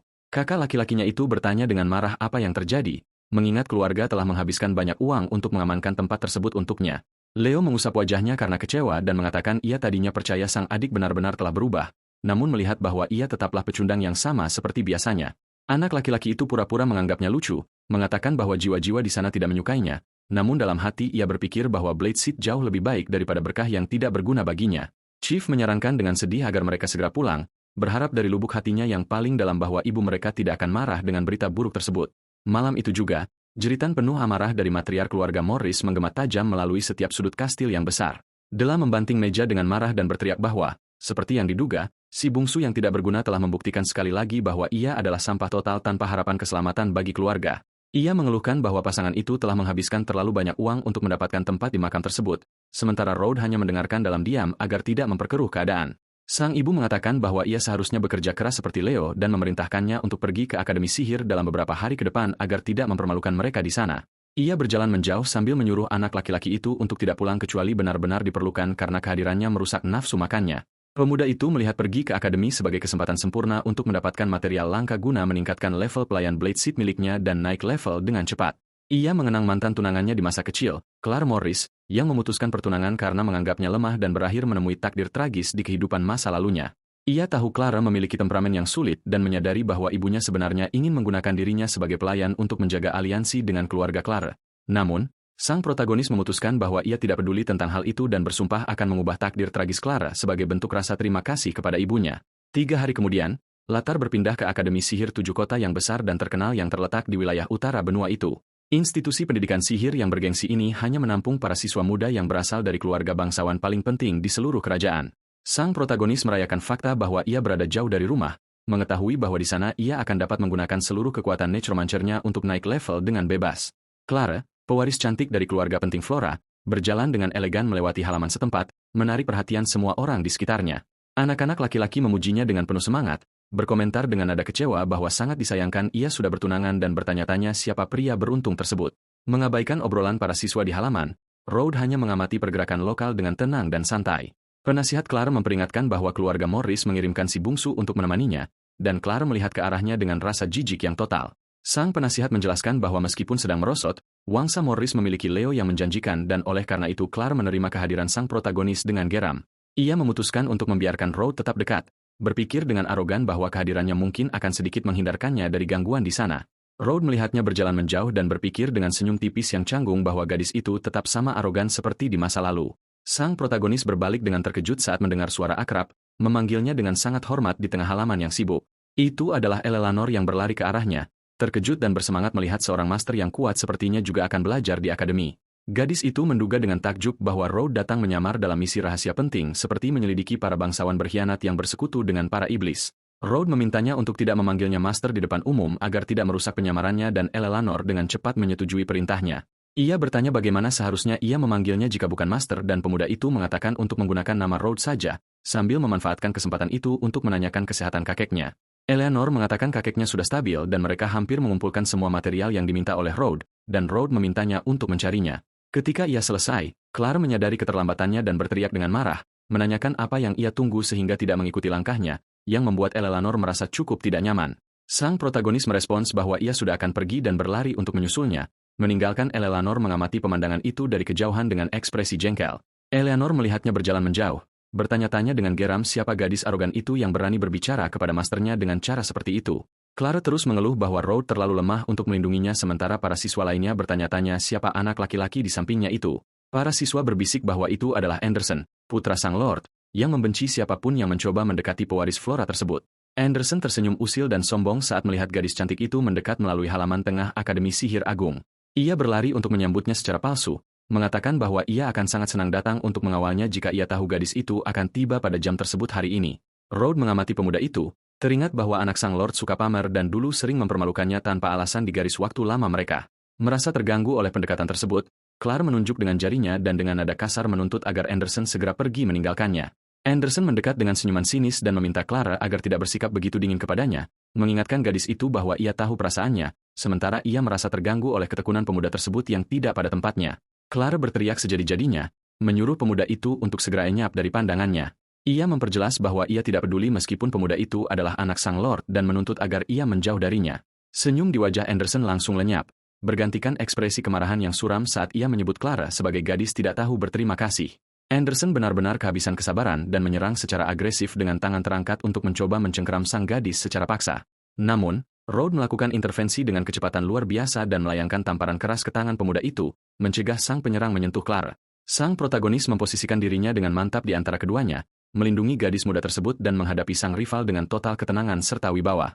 Anderson memegangi tangannya yang kesakitan dan menatap sang protagonis dengan kebencian, menuntut untuk mengetahui siapa anak laki-laki lancang tersebut. Salah satu anak buahnya mendekati dengan cepat dan berbisik di telinga Anderson, mengungkap identitas pria yang telah menantangnya itu. Anderson langsung tersenyum sinis begitu mengetahui bahwa itu adalah anak bungsu keluarga Morris yang tidak berguna dan bertanya dengan nada mengejek siapa sebenarnya pria itu. Dikuasai kemarahan, anak sang Lord maju dan mencengkeram kerah baju Rhodes dengan kuat, bersiap untuk memulai perkelahian. Dengan tatapan yang sangat suram dan menakutkan, sang protagonis menyuruh sang rival untuk segera mundur dengan suara bernada ancaman. Para siswa lain berkomentar dengan ketakutan mengenai reputasi kejam Anderson dan berbisik bahwa si bungsu keluarga Morris benar-benar sudah habis. Sambil tetap tenang, sang protagonis mencengkeram pergelangan tangan Anderson dengan kuat dan bertanya apakah ia tidak mendengar Clara menyuruhnya untuk mundur. Clara menyaksikan adegan tersebut dengan rasa terkejut dan bingung. Tidak mampu memahami mengapa pria yang selalu ia benci itu justru mempertaruhkan nyawanya demi dirinya, sang protagonis melakukan gerakan cepat dan melepaskan diri dari cengkeraman sang rival dengan sangat mudah serta kelincahan tubuh yang luar biasa. Anderson menjadi semakin kesal karena ditolak dan melepaskan energi gelapnya, berteriak bahwa tidak ada seorang pun yang berhak merusak kesenangannya. Rhodes hanya balas menatapnya dengan mata yang berpendar dalam warna biru tua, memancarkan tekanan sunyi dan luar biasa ke seluruh halaman. Teman-teman Anderson mati-matian menahannya, mengingatkan bahwa tempat itu penuh dengan saksi dan para pengawal Wangsa Flora masih berada di sana. Sang pengganggu terpaksa mengurungkan niatnya dengan enggan, bergumam dengan nada meremehkan bahwa sang protagonis hanya sangat beruntung bisa lolos dari pukulan hari ini. Saat berjalan pergi, Anderson berkeringat dingin begitu mengingat tatapan mata Rhodes. Menyadari dengan rasa takut bahwa ia merasakan hawa dingin yang mengerikan di sepanjang tulang punggungnya, kelompok perundung itu berjalan menuju pintu keluar halaman, bergumam dengan marah sambil meninggalkan tempat tersebut di bawah tatapan semua orang. Clara berbalik kepadanya dengan kasar, memanggilnya idiot dan mengeluhkan bahwa sikapnya justru mendatangkan masalah bagi Wangsa Flora. Ia menyuruh Rhodes untuk tidak ikut campur lagi dan memperingatkan bahwa pemuda itu seharusnya mengkhawatirkan dirinya sendiri karena Anderson pendendam dan tidak akan membiarkan hal ini berlalu begitu saja. Tepat setelah itu, teman masa kecil Clara yang bernama Anna berlari dengan penuh semangat melewati halaman kastil, melambaikan tangan dan memanggil namanya. Clara berbalik dengan cepat dan tersenyum tulus saat melihat sahabatnya mendekat dengan cara yang begitu ceria dan hangat. Anna memeluk temannya dan langsung bertanya siapa pemuda yang mendampinginya itu, dan Clara mengungkapkan dengan nada jijik bahwa itu adalah putra bungsu keluarga Morris. Anna berkomentar dengan terkejut, menanyakan apakah pemuda itu adalah tuan muda tidak berguna yang terkenal itu, dan Clara menyuruh temannya untuk berbicara lebih pelan agar tidak menimbulkan kehebohan. Clara menjelaskan bahwa ibunya memintanya untuk mengawasi pemuda tersebut, tetapi mengeluh bahwa ia hanya membawa masalah, sementara Anna bercanda bahwa Clara kini memiliki seorang pesuruh. Rhodes mengamati Anna dari kejauhan dan teringat bahwa di masa lalunya, gadis itu adalah seorang penggila harta dan membantu mengubah Clara menjadi sekadar bidak permainan politik. Sudah berada di dalam kelas, Rhodes merenungkan bahwa teori-teori sang guru tidak ada gunanya, tetapi ia memfokuskan rencananya pada barang langka yang disimpan di berangkas sekolah. Barang itu adalah air mata orang mati, kristal energi jiwa kuno yang dapat meningkatkan kekuatan pelayan kerangkanya secara drastis. Kelas akhirnya berakhir dengan suara guru bertopi yang mengumumkan bahwa semua siswa dibubarkan untuk hari ini. Anna meregangkan tubuhnya dengan ceria, merayakan berakhirnya pelajaran dan mengakui dengan suara lantang bahwa ia sangat ingin pergi ke suatu tempat yang menyenangkan. Ia mencoba meyakinkan Haris untuk menemaninya, tetapi Clara menanggapinya dengan serius, mengingatkan bahwa tujuan mereka di sana adalah untuk belajar. Anna mendesak dengan senyuman penuh bujukan, mengatakan bahwa Clara sangat brilian dan bahwa sedikit istirahat dari belajar tidak akan merusak rutinitasnya. Anderson tiba-tiba muncul di tengah percakapan, memuji sikap Anna dan menyusela untuk mencoba menarik perhatian Clara lagi. Ia mengungkapkan bahwa ia telah mengatur sebuah perjamuan mewah di sebuah kedai terkenal untuk merayakan hari pertama sekolah dan mengundang seluruh kelompok untuk pergi bersama. Anna berkomentar dengan antusias bahwa tempat itu pasti sangat mahal, tetapi pemuda tersebut berkata dengan sombong bahwa ia tidak peduli dengan biayanya selama semua para bangsawan hadir. Anna mencoba meyakinkan temannya untuk menerima undangan tersebut, memuji pemuda itu dan berkomentar bahwa itulah sikap sejati yang diharapkan dari seorang anak Lord. Ia memanfaatkan kesempatan itu untuk menyindir Rhodes secara tidak langsung, mengatakan perilaku sang Lord sangat berbeda dari orang-orang tidak berguna tertentu dari keluarga lain. Anna menangkupkan kedua tangannya, memohon dengan penuh kasih agar Clark menemaninya hingga akhirnya sang Haris menyerah pada desakan itu dan setuju untuk pergi makan malam. Sekelompok siswa mulai menaiki tangga aula utama menuju pintu keluar sementara Rhodes berjalan tepat di belakang, mengawasi pergerakan mereka. Liontin komunikasi Rhodes menyala secara terdiskret dengan suara Leon yang memperingatkan bahwa semua bahan yang diperlukan telah sepenuhnya terkumpul. Rhodes berpikir sejenak dan balas menjawab melalui pemancar tersebut, menyuruh sang ksatria untuk menemuinya langsung di kedai, tempat makan malam itu akan dilangsungkan. Matahari mulai perlahan tenggelam di cakrawala, menerangi halaman akademi yang mewah saat para bangsawan muda berjalan keluar menuju kota. Anna berbalik dengan marah dan memanggil perhatian Rhodes, bertanya dengan kasar siapa yang memberi izin pada seorang pesuruh sepertinya untuk menemani mereka. Sang protagonis mengabaikannya dan memfokuskan pandangannya pada Clark, teringat bahwa di masa lalunya, gadis itu akhirnya menghilang selama beberapa hari tepat setelah makan malam perayaan ini. Ia teringat bahwa Clark kembali dengan sangat sedih dari kehilangannya yang misterius dan memutuskan bahwa ia harus mengawasi gadis itu dari dekat hari ini untuk melihat apa yang sebenarnya terjadi. Anna mengomel karena diabaikan sementara Clark berbalik dengan dingin ke arah Rhodes, memperingatkan bahwa kelas telah usai dan ia tidak perlu lagi mengikutinya. Anderson mendekat dengan senyuman sinis dan meminta Clara agar tidak bersikap begitu dingin kepadanya, mengingatkan gadis itu bahwa ia tahu perasaannya. Namun, di dalam hatinya ia mendidih karena kebencian dan bersumpah dalam hati bahwa ia akan memberi pelajaran menyakitkan kepada pemuda yang suka ikut campur itu. Anna memuji pemuda tersebut dengan senyuman penuh pujian, mengatakan bahwa ia sudah menduga begitu banyak kebaikan dan kemurahan hati dari si rambut rune. Clara menyerah dengan enggan, mengizinkan pemuda itu untuk ikut. Dan Anna bertanya-tanya apakah Rhodes terobsesi dengan teman masa kecilnya itu. Di bawah langit senja kemerahan yang indah, kelompok itu akhirnya tiba di Crystal Tavern yang megah dan ramai di kota. Mereka mendorong pintu kayu besar kedai tersebut. Memasuki bangunan lokal yang sibuk dan bising itu, Anderson mengangkat kedua tangannya dengan ceria dan berteriak agar semua orang menikmati malam karena minuman dan makanan hari ini ditraktir olehnya. Rhodes berjalan dengan hati-hati melewati tempat tersebut, mengamati dari dekat para pelanggan bising yang terdiri dari prajurit dan tentara bayaran. Ia memusatkan pandangannya pada beberapa senjata dan perisai berlumuran darah yang ditinggalkan para prajurit bersandar di meja-meja kayu. Sang protagonis menyadari para pelanggan di sana adalah tentara bayaran berbahaya yang menghadapi kematian dan pertempuran berdarah setiap hari. Ia teringat bahwa Clark sangat cantik dan menyimpulkan dengan penuh kekhawatiran bahwa kehadirannya di lingkungan yang berbahaya itu memicu tragedi di masa lalu, membuatnya takut akan terulangnya hal terburuk. Rhodes meraih lengan Clark dan dengan tenang memperingatkan bahwa hari sudah mulai larut dan akan lebih baik bagi mereka untuk pulang ke rumah. Namun, Anna yang menyebalkan dengan cepat menepis tangan anak laki-laki itu, mendorongnya menjauh dari temannya dengan cara yang sangat kasar dan tidak sopan, mengomel bahwa ia sudah muak dengannya dan menuduhnya mencoba merusak kesenangan Clark bahkan sebelum pesta makan malam dimulai. Dengan perasaan malu, Clark meminta maaf dan menjelaskan kepada pemuda itu bahwa ia berjanji untuk merayakan bersama Anna dan tidak bisa menarik kembali kata-katanya. Kini Anderson menyela dan memperingatkan dengan nada marah bahwa Clara adalah tamunya, menyuruh sang protagonis untuk pergi sendirian jika ia merasa tidak nyaman di sana. Keributan dan teriakan tersebut mulai menarik perhatian beberapa tentara bayaran berbadan kekar yang sedang minum di sebuah meja dekat aula makan. Seorang prajurit besar berbekas luka mendekati mereka dengan nada meremehkan, mengolok-olok kelompok bangsawan muda manja yang memutuskan untuk berpesta di tempat tersebut. Pria bertubuh mengesankan itu mengabaikan protes yang ada dan mulai berjalan perlahan menuju Clara dengan niat yang jelas-jelas jahat dan buruk. Ia tersenyum menakutkan dengan mata merah, berkomentar dengan nada mengejek bahwa kelompok mereka membawa seorang gadis cantik sebagai hadiah hari ini. Anderson mengeluh kepada pengelola kedai, menuntut untuk mengetahui mengapa tentara bayaran kotor itu masih berada di tempat tersebut padahal ia telah membayar untuk menyewa seluruh tempat itu. Tentara bayaran itu berbalik perlahan, dikuasai amarah dari mata merahnya, dan bertanya dengan nada mengancam apa yang dikatakan oleh pemuda lancang tersebut. Pemilik kedai mencoba meredakan suasana dan menyarankan dengan ketakutan bahwa mungkin akan lebih baik bagi Anderson dan teman-temannya untuk kembali keesokan harinya. Anak buah Anderson berteriak dengan marah, bertanya apakah pemilik kedai ingin bosnya melanggar janji dan merasa malu di hadapan Clara yang cantik hari ini. Pemilik kedai berbisik memberikan peringatan putus asa bahwa orang-orang itu adalah pembunuh bayaran kejam dari luar kota, dan yang terbaik adalah tidak mencari masalah dengan mereka. Anderson menolak untuk mendengarkan dan berpikir dengan sombong apakah sekelompok tentara bayaran gagal berani menentang keturunan Wangsa Rune yang kuat. Prajurit itu berteriak dengan geram, mengatakan bahwa ia tidak peduli dengan gelar kebangsawanan, dan menyuruh pemuda itu untuk segera pergi jika ingin keluar hidup-hidup. Salah satu anak buah sang Lord maju sambil berteriak bahwa tidak ada seorang pun yang memiliki keberanian untuk menghadapi keluarga Rune dan mencoba menyerang tentara bayaran pengganggu itu di tempat. Benturan keras bergema di seluruh aula ketika serangan anak buah itu langsung disambut dengan kekuatan brutal oleh tentara bayaran berbahaya dari kelompok tersebut. Anak buah Anderson tersingkir dan jatuh dengan memalukan ke lantai setelah menerima tendangan spektakuler dan keras tepat di tengah dadanya. Anderson menyaksikan adegan itu dengan rasa terkejut dan berkeringat dingin, tidak percaya para prajurit itu benar-benar memiliki keberanian untuk memulai perkelahian. Sambil tertawa, penyerang itu menuangkan cangkir minumannya ke atas bangsawan yang jatuh di lantai dan memperingatkan dengan nada mengejek bahwa mencari masalah dengan mereka sama artinya dengan mati. Ia menginjak lawannya yang telah dikalahkan dan memperingatkan dengan kejam bahwa jika mereka berada di hutan liar, pemuda sombong itu pasti sudah mati sekarang.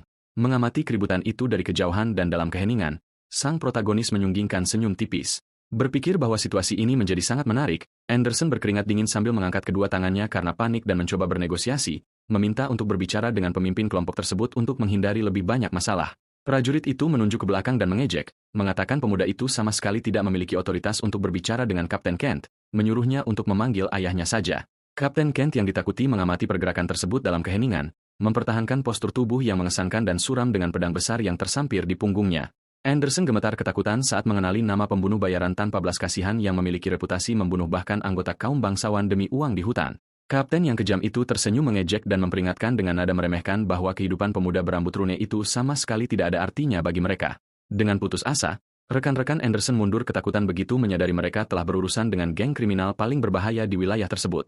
Anna gemetar ketakutan, mencengkeram lengan Clara dan meratap dalam keputusasaan, mengatakan bahwa mereka membuat kesalahan terbesar dalam hidup mereka dengan masuk ke tempat itu. Anak buah Kent mulai tertawa terbahak-bahak melihat wajah ketakutan pemuda bangsawan yang hampir menangis hanya dari mendengar nama kelompok mereka di sana. Anderson berkeringat dingin, berpikir mati-matian bahwa ia tidak boleh menanggung malu di depan Clara, atau ia akan kehilangan seluruh rasa hormatnya di sekolah. Ia membungkuk, menelan harga dirinya, dan meminta maaf, mengusulkan untuk mengakhiri perkelahian di tempat demi prestise politik keluarganya yang penting. Ia menghadapi sang kapten, mencoba menggunakan pengaruh ayahnya, Lord Rune, untuk mendapatkan jalan keluar yang damai dan terhormat dari situasi tegang tersebut. Melihat negosiasi yang tampak berhasil itu, kedua gadis tersebut tersenyum lega, percaya bahwa prestise Anderson akan menyelamatkan kelompok mereka dari bahaya. Namun, Ken mengajukan usul yang keterlaluan, memerintahkan kedua gadis muda itu untuk menari dan minum bersama anak buahnya agar ia bisa mengampuni nyawa kelompok tersebut. Anderson membelalakan matanya, berkeringat dingin saat mendengar tuntutan menghina dari sang kapten, yang memerintahkannya untuk memaksa para gadis itu menari di sana sendiri. Anak buah Kent mulai merayakan dan tertawa terbahak-bahak, sangat ingin melihat gadis-gadis bangsawan kaya dan manja itu menari untuk mereka di dalam kedai. Dihadapkan pada penghinaan yang mengerikan, Clara merasa panik dan memegangi dadanya sendiri karena ketakutan sementara Rhodes hanya menyaksikan semuanya dengan total ketenangan. Anderson mencoba untuk campur tangan, berkeringat gugup dan mengatakan usulan itu tidak pantas karena Clara adalah pewaris wangsa Flora yang penting. Prajurit itu menyuruhnya untuk tutup mulut sambil tertawa, dan mengatakan gelar kebangsawanan sama sekali tidak berguna di sana karena itu hanyalah tarian yang tidak berbahaya. Karena putus asa dan pengecut, para bangsawan muda lainnya mulai memohon agar Clara setuju untuk menari demi menghindari kemurkaan para tentara bayaran tersebut. Clara mendesak Rhodes untuk membawa pergi Anna, dengan bangga menyatakan bahwa mereka tidak akan punya keberanian untuk menyentuhnya karena dia adalah seorang bangsawan. Rhodes meletakkan tangannya di depan Clara dengan ketenangan total dan memperingatkan dengan tenang bahwa sama sekali tidak ada kebutuhan untuk mencapai tahap itu. Sang protagonis melangkah maju dengan gaya yang berwibawa dan memberitahu Kapten Kent secara langsung bahwa lebih baik mereka mengakhiri keributan itu di tempat. Kent menatapnya dengan tatapan suram dan bertanya dengan marah siapa dirinya hingga merasa berhak memerintahkan konfrontasi tersebut untuk dihentikan. Anna menjerit putus asa, bertanya apakah dia telah kehilangan akal, dan menuduhnya mencoba merusak kesepakatan yang telah dijamin oleh Anderson hanya demi bisa berdansa. Wakil kapten geng yang bertubuh besar itu mendekat, mendengus karena marah, dan mengeluh bahwa selalu saja ada orang bodoh yang muncul untuk merusak kesenangan mereka. Wakil kapten para tentara bayaran, memperingatkan sambil tertawa bahwa dia akan menghajar sang protagonis terlebih dahulu sebelum semua orang menikmati tarian para bangsawan. Sang raksasa melompat secara luar biasa ke arah Rhodes dengan kepalan tangan terangkat, bersiap meluncurkan pukulan telak ke arahnya. Melihat bahaya yang sudah di depan mata, Clara panik dan berteriak memanggil nama Rhodes. Khawatir dia akan dibunuh oleh petarung kuat tersebut, Rhodes justru menatap balik dengan kedinginan total, sementara mata birunya bersinar terang, menunjukkan bahwa dia sama sekali tidak merasa khawatir. Marah oleh tatapan tenang bocah itu, wakil kapten berteriak bahwa dia akan mati dan meluncurkan serangan terkuatnya. Dengan amarah dan kekuatan penuh, dia mengeksekusi tebasan berapi yang sangat dahsyat dengan pedangnya, menciptakan gelombang api besar yang melahap seluruh arah tempat Rhodes berdiri. Clara menangis dalam keputusasaan dan meneriakkan nama sang protagonis. Percaya bahwa pemuda Morris itu telah sepenuhnya dilalap oleh api serangan tersebut, Anderson berteriak putus asa, mengatakan bahwa Rhodes telah menjadi gila dan kelancangannya akan berujung pada kematian semua orang di dalam kedai tersebut. Suara benturan logam yang menggelegar bergema di seluruh aula kedai, memperingatkan bentrokan brutal dari dampak yang baru saja terjadi di antara kekuatan-kekuatan tersebut. Para tentara bayaran menonton dengan kebingungan dan keringat dingin saat menyadari bocah itu berhasil menghindari dan menetralisir tebasan berapi rum yang kuat. Dengan ketenangan total, sang protagonis meminjam pedang dari salah satu tentara bayaran di kedai itu, membuat sang pemilik senjata tertegun. Rum menjadi murka saat menyadari dirinya diabaikan sepenuhnya dan kembali menyerang dengan seluruh kekuatannya, berteriak bahwa bocah itu akan mati. Sang protagonis menghadapi bilah pedang yang bersinar dengan senyum dingin dan memperingatkan pelayannya, Kursi Blitz, secara mental bahwa kali ini mereka memiliki pedang sungguhan. Semangat pendekar legendaris itu muncul dengan gagah di belakang Road sementara sang pemuda menyiapkan pukulan destruktif yang diliputi energi biru yang luar biasa. Sang bocah melepaskan tebasan setengah lingkaran yang sempurna dan dahsyat, menciptakan gelombang energi biru kolosal yang memotong udara dengan kecepatan luar biasa. Dampak benturan yang kuat di antara kedua bilah pedang menghasilkan ledakan percikan api dan debu magis yang sangat besar, menerangi seluruh aula makan Crystal Tavern. Wakil kapten membelalakan mata dan bergetar ketakutan saat merasakan kekuatan luar biasa dari serangan sang protagonis yang berbenturan dengan senjata miliknya sendiri. Suara logam pecah yang melengking bergema saat potongan pedang Rum jatuh tak berguna ke lantai, mengonfirmasi bahwa senjatanya telah hancur. Sang petarung menatap gagang pedangnya yang hancur, benar-benar dalam keadaan syok. Tidak dapat menerima bahwa seorang bocah belaka berhasil menghancurkan senjatanya seperti itu. Dia mendengus penuh kebencian. Merasa terhina setelah menyadari dirinya mengalami malu di hadapan kapten dan seluruh rekan geng tentara bayarannya di sana, Rum memutuskan untuk beralih pada kekuatan fisik murni dan melompat ke arah Road sambil berteriak bahwa mereka adalah master tak tertandingi dalam pertarungan jarak dekat. Sang protagonis tetap tidak bergerak sama sekali, menatap kepalan tangan raksasa yang mendekati wajahnya tanpa menunjukkan kekhawatiran atau ketakutan sedikitpun. Dia menghindari pukulan tersebut dengan kelincahan dan mengenali dalam hatinya bahwa dia masih belum memiliki kekuatan fisik yang cukup untuk bertarung langsung secara fisik dengan pria besar itu. Kehadiran pelayan kerangkanya yang suram dan menakutkan bermanifestasi di udara, melimpahi gerakan sang protagonis berikutnya dengan kekuatan mutlak. Sang raksasa mencoba mencengkeram Road dengan tangan-tangan besarnya, namun bocah itu bergerak bagaikan hantu sejati, dengan mudah melarikan diri dari cakar brutal tersebut. Dia menyalurkan api gelap layannya dan mengaktifkan mantranya, menghasilkan sejumlah besar api biru di sekitar tangan kirinya. Road melancarkan serangan yang telah diisi kekuatannya dan menghantam dada sang wakil kapten secara telak, menghasilkan ledakan menggelegar yang membuat seluruh kedai sedikit bergetar.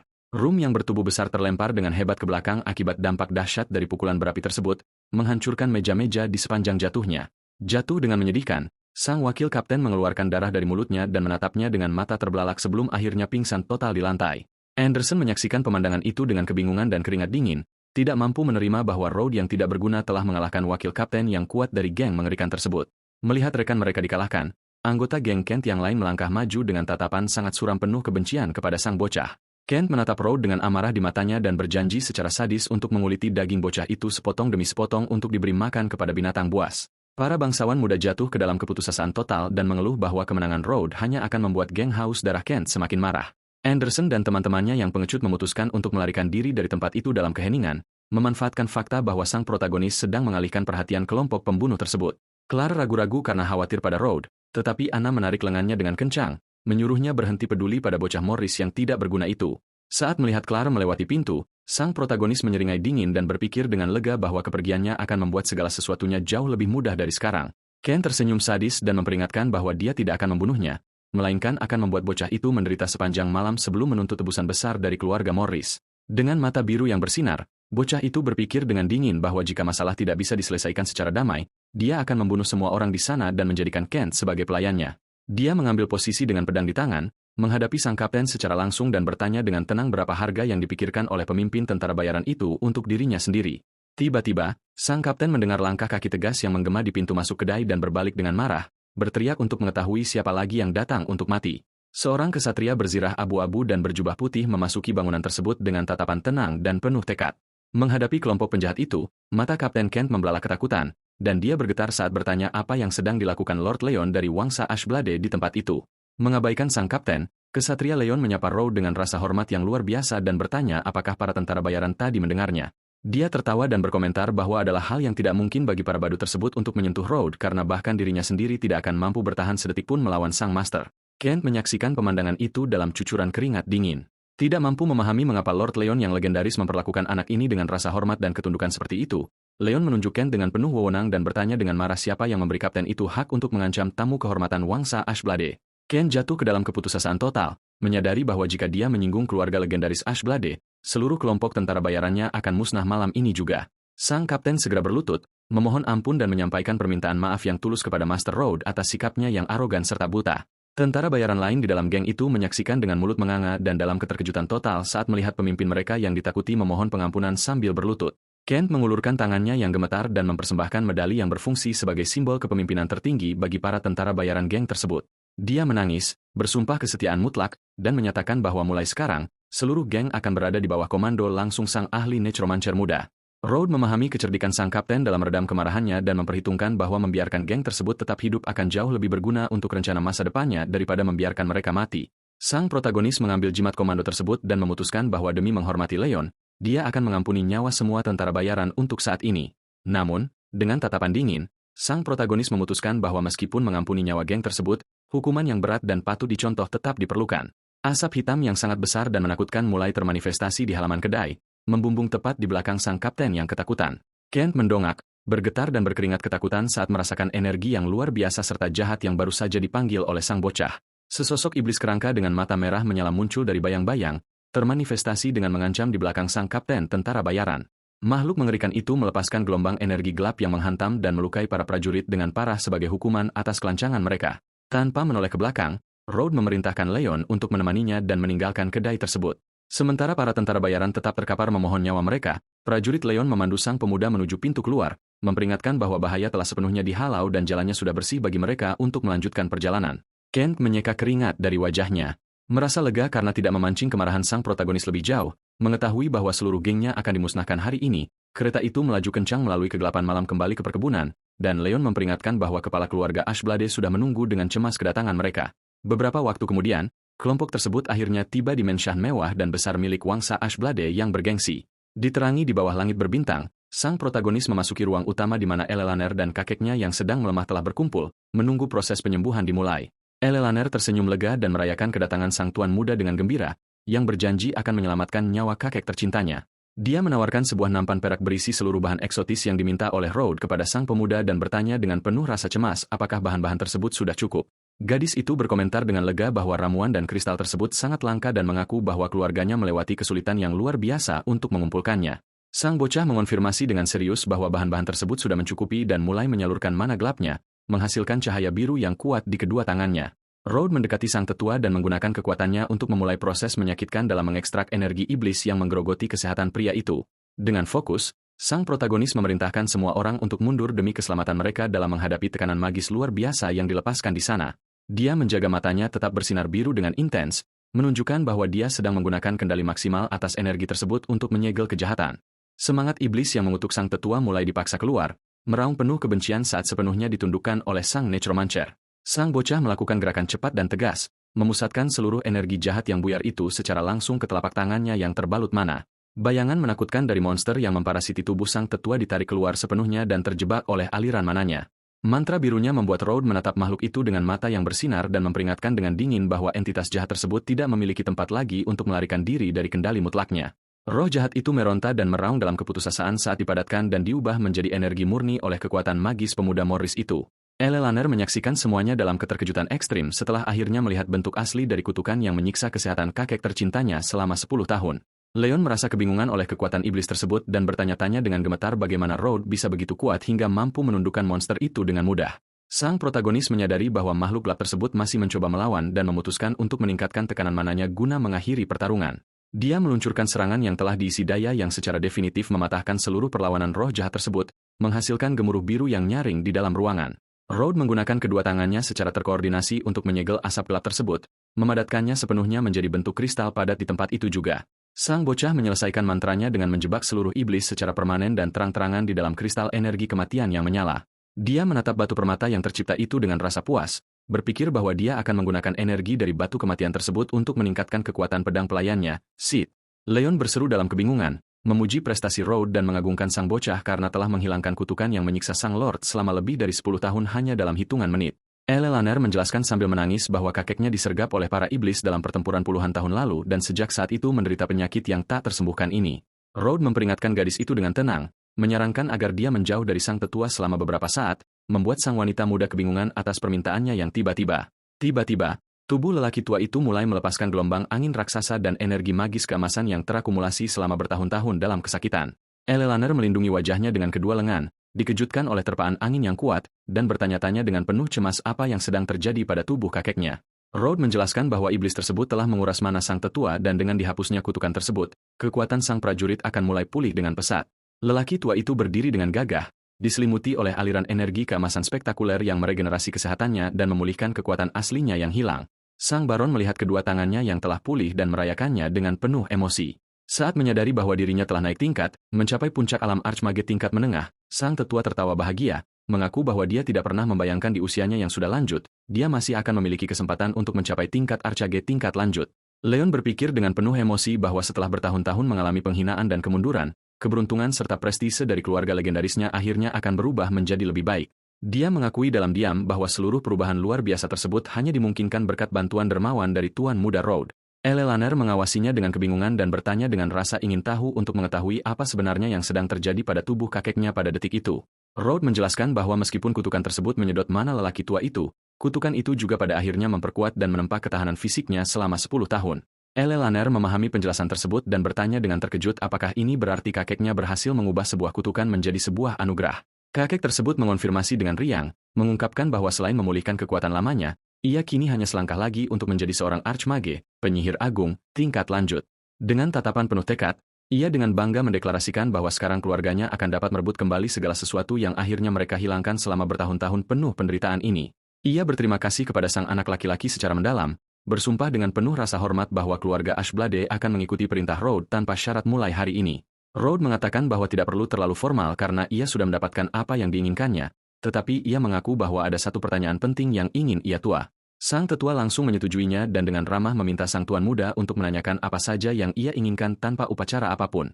Road menanyakan di mana ia tertular kutukan kuat tersebut, berpikir bahwa menemukan tempat asalnya akan membuat pencarian permata energi kematian menjadi lebih mudah.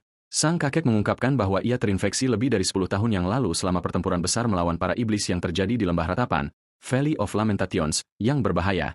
Road menyadari bahwa lembah tersebut terlalu berbahaya untuk levelnya saat ini dan memutuskan untuk menunda perjalanan tersebut hingga ia berhasil meningkatkan kekuatan Necromancer-nya sendiri.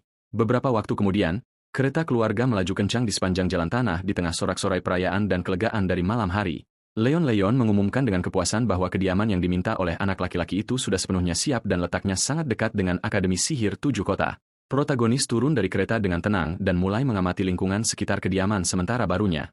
Ia menemukan sebuah mansion yang sangat besar dan mewah yang diterangi oleh warna-warna hangat senja yang akan berfungsi sebagai tempat perlindungan barunya. Road berpikir dengan senyum tipis canggung bahwa ia sebenarnya hanya meminta tempat sederhana untuk menghabiskan malam, bukan properti yang begitu kolosal dan mewah. Matahari bersinar terang di ufuk timur sementara tawa gembira para siswa bergema di halaman akademi yang mewah keesokan paginya. Dengan puas, kakek Elaner terus tertawa bahagia di dalam ruangan, sementara sang cucu berkomentar bahwa Tuan Muda Morris sudah pergi dari sana sejak beberapa waktu lalu. Ia meminta maaf sambil tertawa dan menasihati cucunya untuk menjalin persahabatan yang baik dengan Road, memuji anak laki-laki itu sebagai orang paling misterius yang pernah ia temui. Eleanor berubah merah karena malu mendengar perkataan kakeknya dan menjawab dengan malu-malu bahwa ia sudah sangat tahu pentingnya bersikap baik kepada pria tersebut.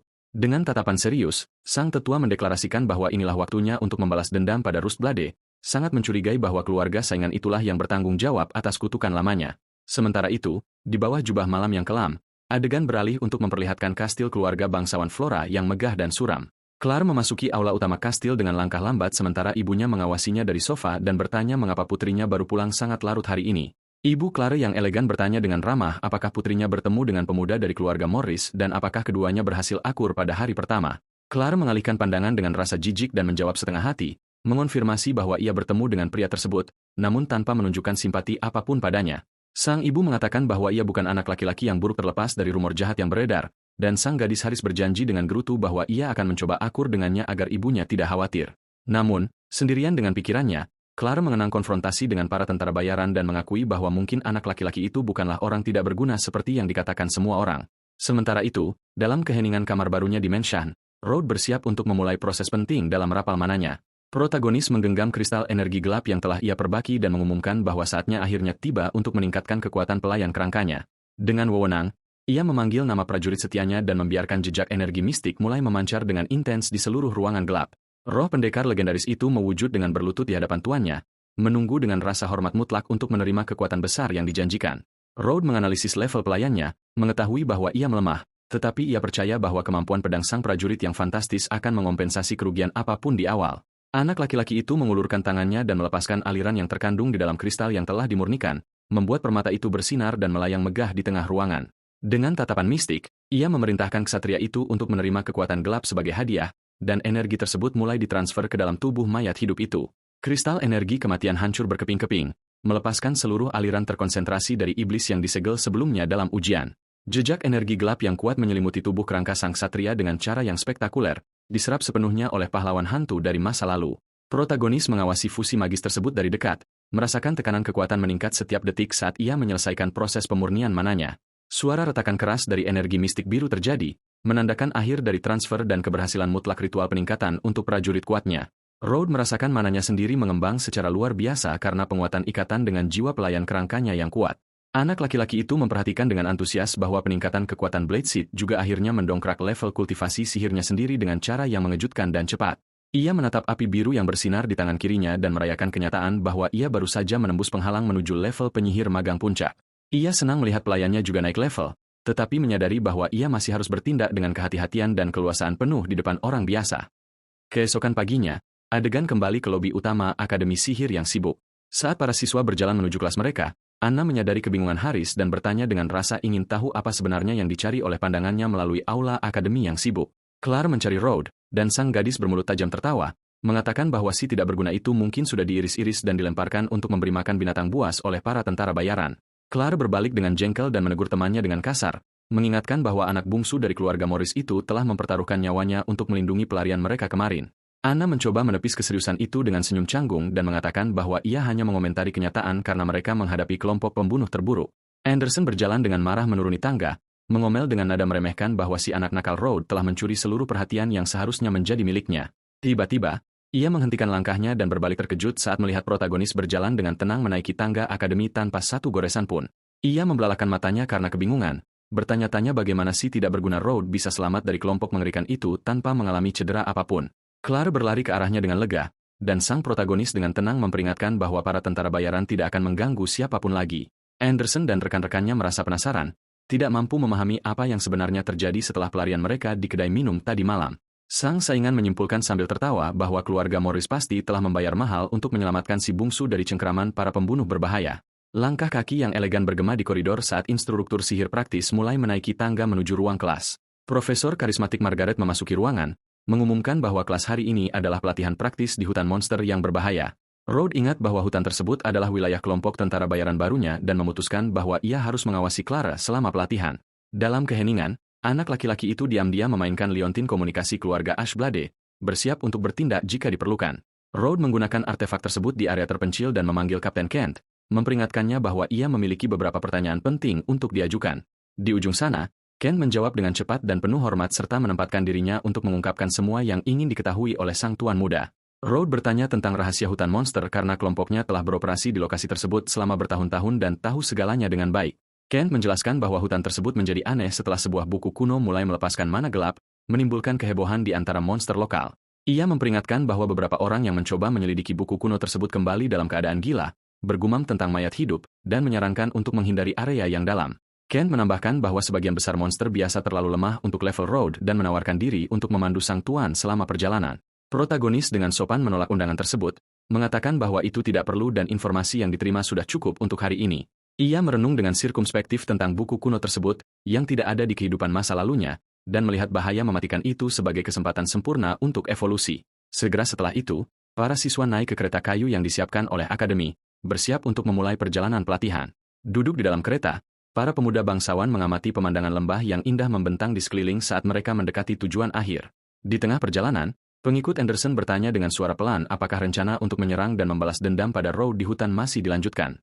Anderson menjawab dengan dingin bahwa fokusnya adalah Clara, tetapi bersumpah akan membunuh Road jika anak laki-laki itu berani melintas di jalurnya lagi hari ini. Kereta-kereta akhirnya tiba dan parkir di perbatasan hutan monster yang lebat dan menakutkan tempat pelatihan akan dilahirkan. Sang profesor mengumpulkan para pemuda di halaman tanah dan mendorong mereka untuk menggunakan seluruh bakat praktis mereka guna menghadapi bahaya mulai saat ini.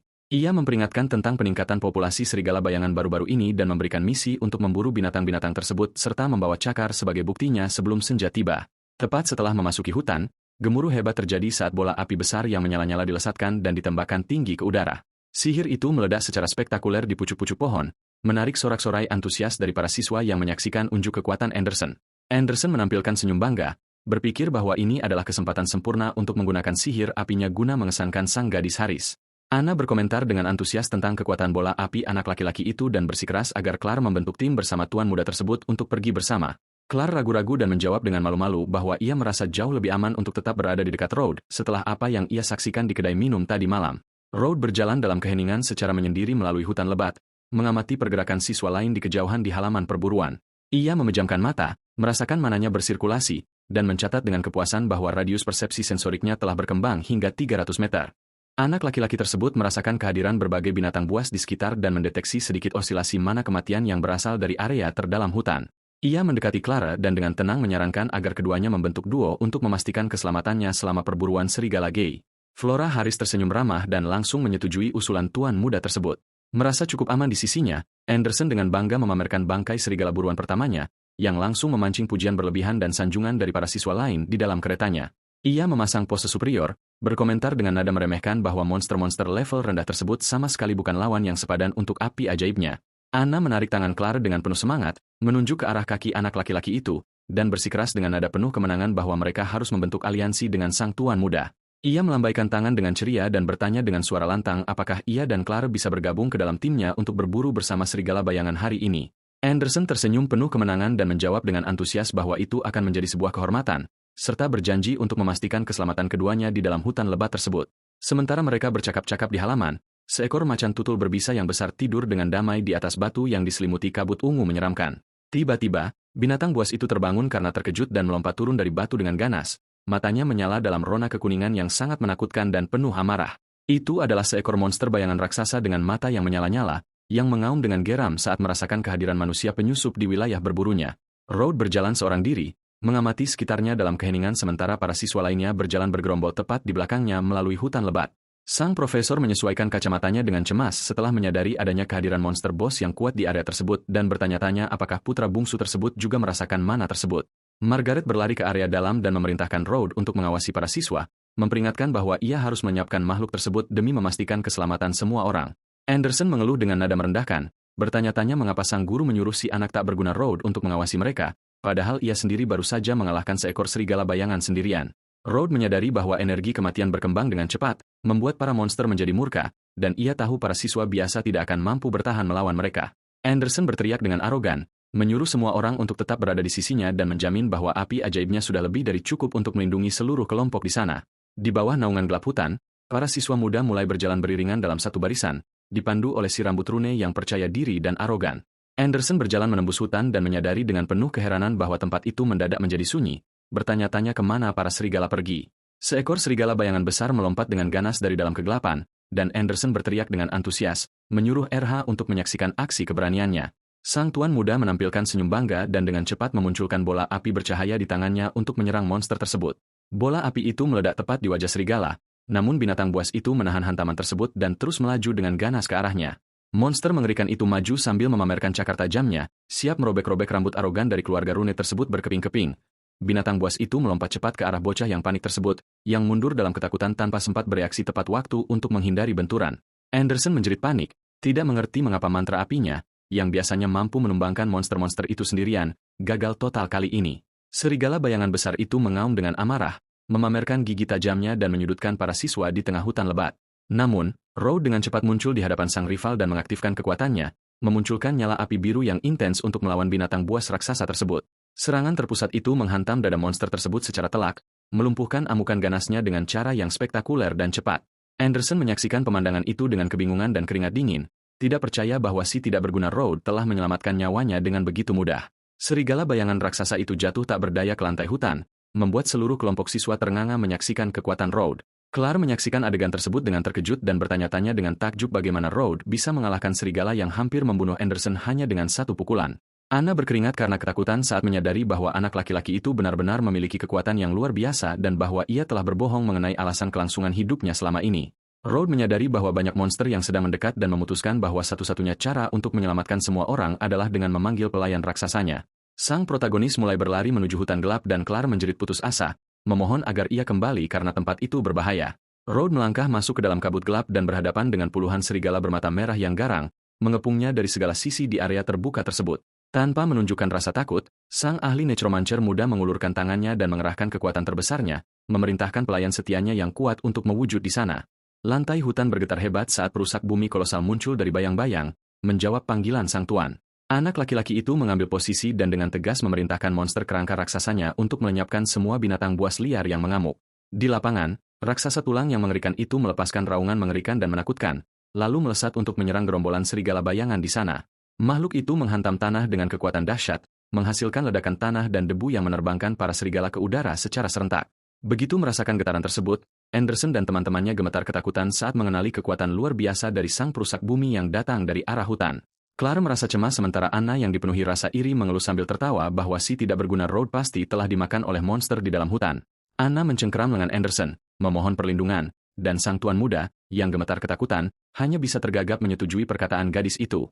Sementara itu, pelayan kerangka yang besar terus merobek-robek binatang buas liar dengan cakar tulangnya yang raksasa dan tak kenal ampun. Perusak bumi berdiri dengan penuh kemenangan di hadapan sisa kawanan serigala yang ketakutan, menampakkan kehadiran monsterusnya di area terbuka tersebut.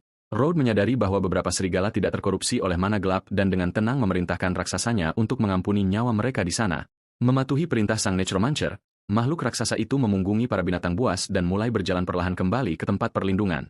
Tiba-tiba, suara dedaunan yang bergesekan menarik perhatian sang protagonis, mengindikasikan bahwa sesuatu yang berbahaya sedang mendekati lokasi tersebut.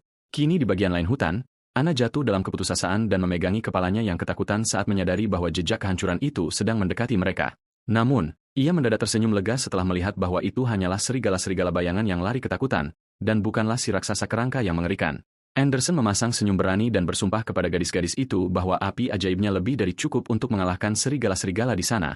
Sementara itu, di area terdalam, Profesor Margaret memusatkan energi merahnya yang luar biasa pada tongkat sihirnya.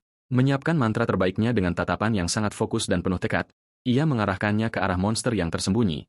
Bertekad mengerahkan seluruh kekuatannya untuk memusnahkannya, ia melepaskan pilar api merah kolosal yang merobek langit hutan yang gelap, meledak tepat menghantam makhluk mengerikan tersebut. Setelah ledakan besar itu, sang profesor merayakan kemenangannya dengan kelelahan setelah melihat bahwa monster bos yang mengerikan itu telah hangus total oleh kekuatannya. Namun, ia mendapati adanya jejak mana gelap pada tubuh monster tersebut dan menyadari dengan cemas bahwa ada sesuatu yang sangat salah di hutan bagian dalam. Margaret membelalakan matanya karena terkejut saat mendengar suara menyeramkan yang mendekati posisinya di tengah hutan gelap. Gema derap kaki kuda bergema melalui hutan yang gelap dan dingin, meningkatkan ketegangan saat sosok misterius mulai muncul dari balik kabut. Kuku kuda menginjak air berlumpur yang diselimuti oleh nyala api biru, mengungkap sifat menakutkan dari makhluk yang baru saja mendekat. Itu adalah ksatria maut yang ditakuti dan legendaris, mengendarai kuda kerangka yang bersinar dalam api mistis dan memancarkan mana gelap yang luar biasa. Makhluk gelap itu mengenakan zirah berat dan menggenggam tombak panjang, mengonfirmasi bahwa itu adalah prajurit bangkit dari teks kuno hutan. Margaret gemetar ketakutan saat merasakan kekuatannya, memperkirakan dengan terkejut bahwa makhluk itu memiliki level Archmage tingkat menengah yang destruktif. Margaret menyadari bahwa tingkat kekuatannya lebih rendah daripada monster tersebut. Namun ia bersumpah harus menghentikannya di sana demi menyelamatkan nyawa para siswanya. Ia memosisikan tongkat sihirnya yang bersinar intens berwarna merah, bertekad menghabiskan sisa tetes mana terakhirnya pada serangan pamungkas tersebut. Dengan jeritan putus asa, sang profesor mengerahkan mantra paling destruktifnya, memanggil meteor api kolosal dari langit hutan. Pilar api merah yang sangat besar membubung ke arah awan, memusatkan seluruh kekuatan destruktif dari sihir elemental sang profesor. Meteor api kolosal tersebut jatuh tanpa henti ke arah ksatria maut, yang hanya memandangi serangan itu tanpa menunjukkan rasa takut sedikitpun. Dampak kehancuran tersebut menghasilkan ledakan raksasa yang membuat tanah bergetar selama bermil-mil, menerangi seluruh hutan dengan api merah. Margaret menyesuaikan kacamatanya, berkeringat karena kelelahan, dan bertanya dengan terengah-engah apakah ia benar-benar berhasil mengalahkan ksatria kuat tersebut. Namun, monster itu menembus kepulan asap dengan tombak raksasanya yang diselimuti mana gelap, melaju ke arahnya tanpa ragu-ragu. Instruktur sihir tersebut berusaha mundur terburu-buru, namun kecepatan ksatria maut itu sangat luar biasa dan tak terbendung. Di bagian lain hutan, Rhodes memuji perusak bumi dan menggunakan mantranya untuk memanggil kembali monster kerangka raksasa tersebut. Sang protagonis mendadak terdiam dan memasang ekspresi serius saat merasakan fluktuasi energi gelap yang sangat pekat datang dari arah hutan. Ia menatap ke arah kabut gelap dan menyimpulkan dengan senyum dingin bahwa ancaman sejati hutan tersebut telah datang menemuinya. Ksatria maut itu muncul di hadapannya, menunggangi tunggangan tulangnya yang bersinar dalam nyala api mistis dan memancarkan kekuatan yang besar. Dengan tatapan penuh wibawa, sang protagonis memperingatkan dengan dingin bahwa ia adalah penguasa orang mati dan menuntut agar lawannya berlutut di hadapannya. Namun, makhluk itu melancarkan serangan kilat dengan tombaknya, menghasilkan dentuman logam saat pertarungan sengit antara keduanya dimulai. Ksatria maut itu menyerang dengan beringas, melepaskan hantaman cepat dan berat dengan tombak raksasanya yang dilapisi energi biru yang pekat. Rhodes menangkis serangan bertubi-tubi tersebut dengan presisi mutlak, membuat suara dentuman logam bergema ke seluruh penjuru hutan yang gelap. Benturan kekuatan tersebut menghasilkan ledakan debu dan angin yang membersihkan sebagian area hutan, memperlihatkan jejak kehancuran dari pertarungan tersebut. Sang protagonis mengevaluasi pertarungan dengan fokus dan menyadari bahwa lawannya memiliki jumlah mana hitam yang sangat pekat dan kuat. Sebuah pusaran kolosal energi gelap mulai membumbung ke arah awan, menarik perhatian semua bangsawan di kejauhan. Claire bergetar ketakutan saat merasakan tekanan luar biasa dari kekuatan yang bangkit dan mengaku bahwa tubuhnya benar-benar tidak dapat berhenti gemetar. Anderson menunjuk ke arah cahaya dengan tegang dan berkomentar, sambil berkeringat, bahwa ledakan itu terjadi tepat di arah tempat jalan tak berguna itu terbentang sendirian. Spiral energi kematian terus berputar secara spektakuler di atas tanah lapang, menciptakan badai sihir yang menghancurkan di dalam hutan. Terbaring dan terluka di atas tanah, Profesor Margaret mengawasi kepulan asap dengan kekhawatiran yang luar biasa. Tanpa sisa kekuatan untuk bisa berdiri dan bertarung, ia teringat dengan putus asa bahwa gerbong-gerbong para siswa berada tepat di jalur pelarian monster tersebut dan berusaha bergerak bagaimanapun caranya. Kembali ke pertarungan. Rhodes memosisikan dirinya dengan pedang besi di tangan di hadapan sang ksatria yang menatapnya tajam dari atas tunggangan gelapnya. Sang protagonis menyadari bahwa monster itu secara insting berusaha memburu mangsa terkuat untuk berevolusi dan menyimpulkan bahwa ia salah memilih target. Dengan tatapan dingin dan tajam, Rhodes mengatakan bahwa makhluk itu sangat menyedihkan dan berjanji untuk mengakhiri penderitaannya menggunakan kekuatan aslinya. Ksatria kematian mengabaikan peringatan tersebut dan mengangkat tombak raksasanya, bersiap meluncurkan serangan mematikan untuk merobek tubuh Rhodes berkeping-keping.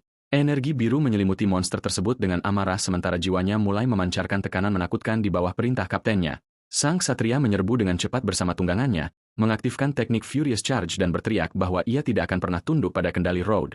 Makhluk itu berlari ke arah sang protagonis dengan kecepatan luar biasa yang membuat tanah dan daun-daun pohon bergetar di bawah beban serangan tersebut. Bocah itu menghindar dengan penuh penguasaan, tahu bahwa ia tidak dapat berbenturan langsung secara fisik dengan makhluk itu karena levelnya saat ini. Ia memfokuskan mana gelapnya dan merapalkan seni rahasia nekromansi, Memory Echo, untuk memanipulasi pikiran pahlawan undead kuno tersebut. Sebuah ilusi biru yang masif mulai terwujud di ruangan itu, menyelimuti pikiran sang ksatria dan memaksanya menghidupkan kembali kenangan lamanya. Pikiran monster itu ditarik ke medan perang berdarah di era primordial yang diciptakan khusus oleh sihir Rhodes. Terjebak sepenuhnya dalam ilusi tersebut, ksatria kematian melemahkan cengkeramannya pada tali kekang tunggangannya sementara mananya mulai berfluktuasi secara liar. Ia melihat dirinya dikelilingi oleh ribuan prajurit besi yang jatuh secara kacau di sekelilingnya saat ia menghidupkan kembali saat-saat penuh penderitaan dari kematiannya. Monster itu mengeluarkan raungan keputusasaan yang penuh pagonah dan kebencian saat menyadari dirinya tersudut di tanah lapang oleh teknik ilusif sang protagonis. Dua mata biru raksasa yang menyala dalam mana muncul di langit ilusi tersebut dan Rhodes memperingatkan dengan dingin bahwa kuburan itu akan menjadi destinasi akhirnya. Rhodes mengevaluasi level kekuatan lawannya dengan serius, mengetahui ksatria tersebut dalam kondisi melemah, namun ia menaruh kepercayaan pada kemenangan pelayannya yang kuat. Semangat mengesankan dari pendekar pedang legendaris itu terwujud di udara, memegang pedang raksasanya yang bercahaya di bawah perintah sang penguasa. Pelayan bermata cahaya itu bersumpah setia mutlak kepada sang protagonis dan menjamin dengan penuh hormat bahwa ia akan membunuh musuh mengerikan itu tanpa keraguan sedikitpun. Benar-benar gila akibat Memory Echo, ksatria kematian itu berubah menjadi mesin tempur dan meluncur untuk serangan terakhir. Tepat di sana, tebasan kursi Bone Crown Blade melepaskan tebasan setengah lingkaran yang sempurna dan dahsyat, menciptakan gelombang energi biru yang membelah udara dengan kecepatan ekstrim. Dampak brutal antara bilah-bilah raksasa tersebut menghasilkan gemuruh yang hebat, menggetarkan pohon-pohon di sekitarnya dan memecah lantai batu lapangan terbuka. Tombak tulang ksatria kematian itu ditepis dengan kekuatan yang luar biasa akibat dari serangan ilmu pedang Bone Crown Blade Seed. Benturan kekuatan tersebut menghasilkan ledakan megah berupa energi biru yang menghancurkan batu-batu lapangan terbuka dan menerbangkan tirai debu yang pekat di sana. Kedua prajurit bayangan itu terlibat dalam pertukaran serangan yang panik, cepat, dan presisi dengan senjata mereka, menerangi seluruh hutan yang gelap. Tanah retak sepenuhnya oleh tekanan magis luar biasa yang dilepaskan oleh pertempuran raksasa tersebut, meruntuhkan sebagian medan hutan yang lebat. Bone Crown Blade Seed bergerak seperti bayangan yang gesit dan melepaskan tebasan diagonal yang sempurna terhadap zirah berat sang ksatria dalam pertempuran. Suara tajam patahnya logam bergema ketika serangan itu menghantam tombak lawannya, yang retak sepenuhnya akibat kekuatan benturan yang absurd.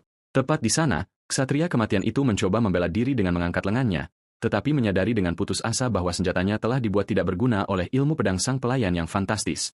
Dengan gerakan ke bawah yang brutal, pahlawan kerangka itu memukul dada lawannya, menjatuhkannya dari tunggangannya dengan kekuatan dan kekerasan yang luar biasa. Terjatuh secara memalukan ke tanah, ksatria itu menerima kekalahannya, mengakui dengan hormat bahwa ia menghadapi prajurit yang jauh lebih unggul dan kuat. Monster yang dikalahkan itu mengeluarkan raungan kesakitan terakhir saat tubuhnya mulai meluruh menjadi mana murni di bawah komando Rhodes Morris. Ksatria kematian itu menjerit dengan marah, memerintahkan lawannya untuk mati saat ia menyiapkan pukulan terakhir dengan energi gelapnya. Ia meluncurkan serangan dahsyat, membelah udara dengan kecepatan mengesankan dan melepaskan gelombang besar kekuatan ungu. Serangan ganas itu melaju, menghancurkan segala sesuatu di jalurnya dan menghasilkan gelombang kejut besar yang melahap seluruh lapangan terbuka. Menghadapi serangan itu, Sang pelayan bayangan tetap tenang dan fokus sepenuhnya. Siap melakukan serangan balik dengan penguasaan tinggi, ia mengaktifkan teknik pedangnya yang kuat, menciptakan perisai api biru yang berputar di sekitar tubuhnya. Benturan dari kedua kekuatan raksasa tersebut menghasilkan ledakan dahsyat yang menerangi langit dan memecahkan lantai hutan. Setelah suara benturan keras itu, ksatria tersebut mengamati asap dari atas tunggangannya, meyakini bahwa ia telah memenangkan pertarungan. Namun, monster itu segera dikejutkan saat menyadari bahwa tubuh lawannya lenyap begitu saja dari tempat tanpa meninggalkan jejak. Dalam sekejap mata, pahlawan berapi biru itu muncul tepat di belakangnya di atas tunggangan, menyiapkan serangan belas kasihan. Tanpa memberi waktu untuk bereaksi, prajurit itu maju dengan kecepatan ekstrim untuk mengeksekusi serangan pamungkasnya. Ia merapalkan teknik penusuk jiwanya, melahirkan serangan tikam yang diresapi oleh mana yang melimpah. Serangan itu merobek malam, melepaskan sorotan cahaya energi biru penuh warna yang merobek zirah dan tubuh monster tersebut. Sang pelayan berbisik, Tuan telah menganugerahkan kematian sejati kepada sang ksatria. Saat lawannya mulai hancur lebur dengan benturan terakhir, tubuh ksatria yang kuat itu meledak berkeping-keping, menghamburkan serpihan energi ke seluruh penjuru hutan.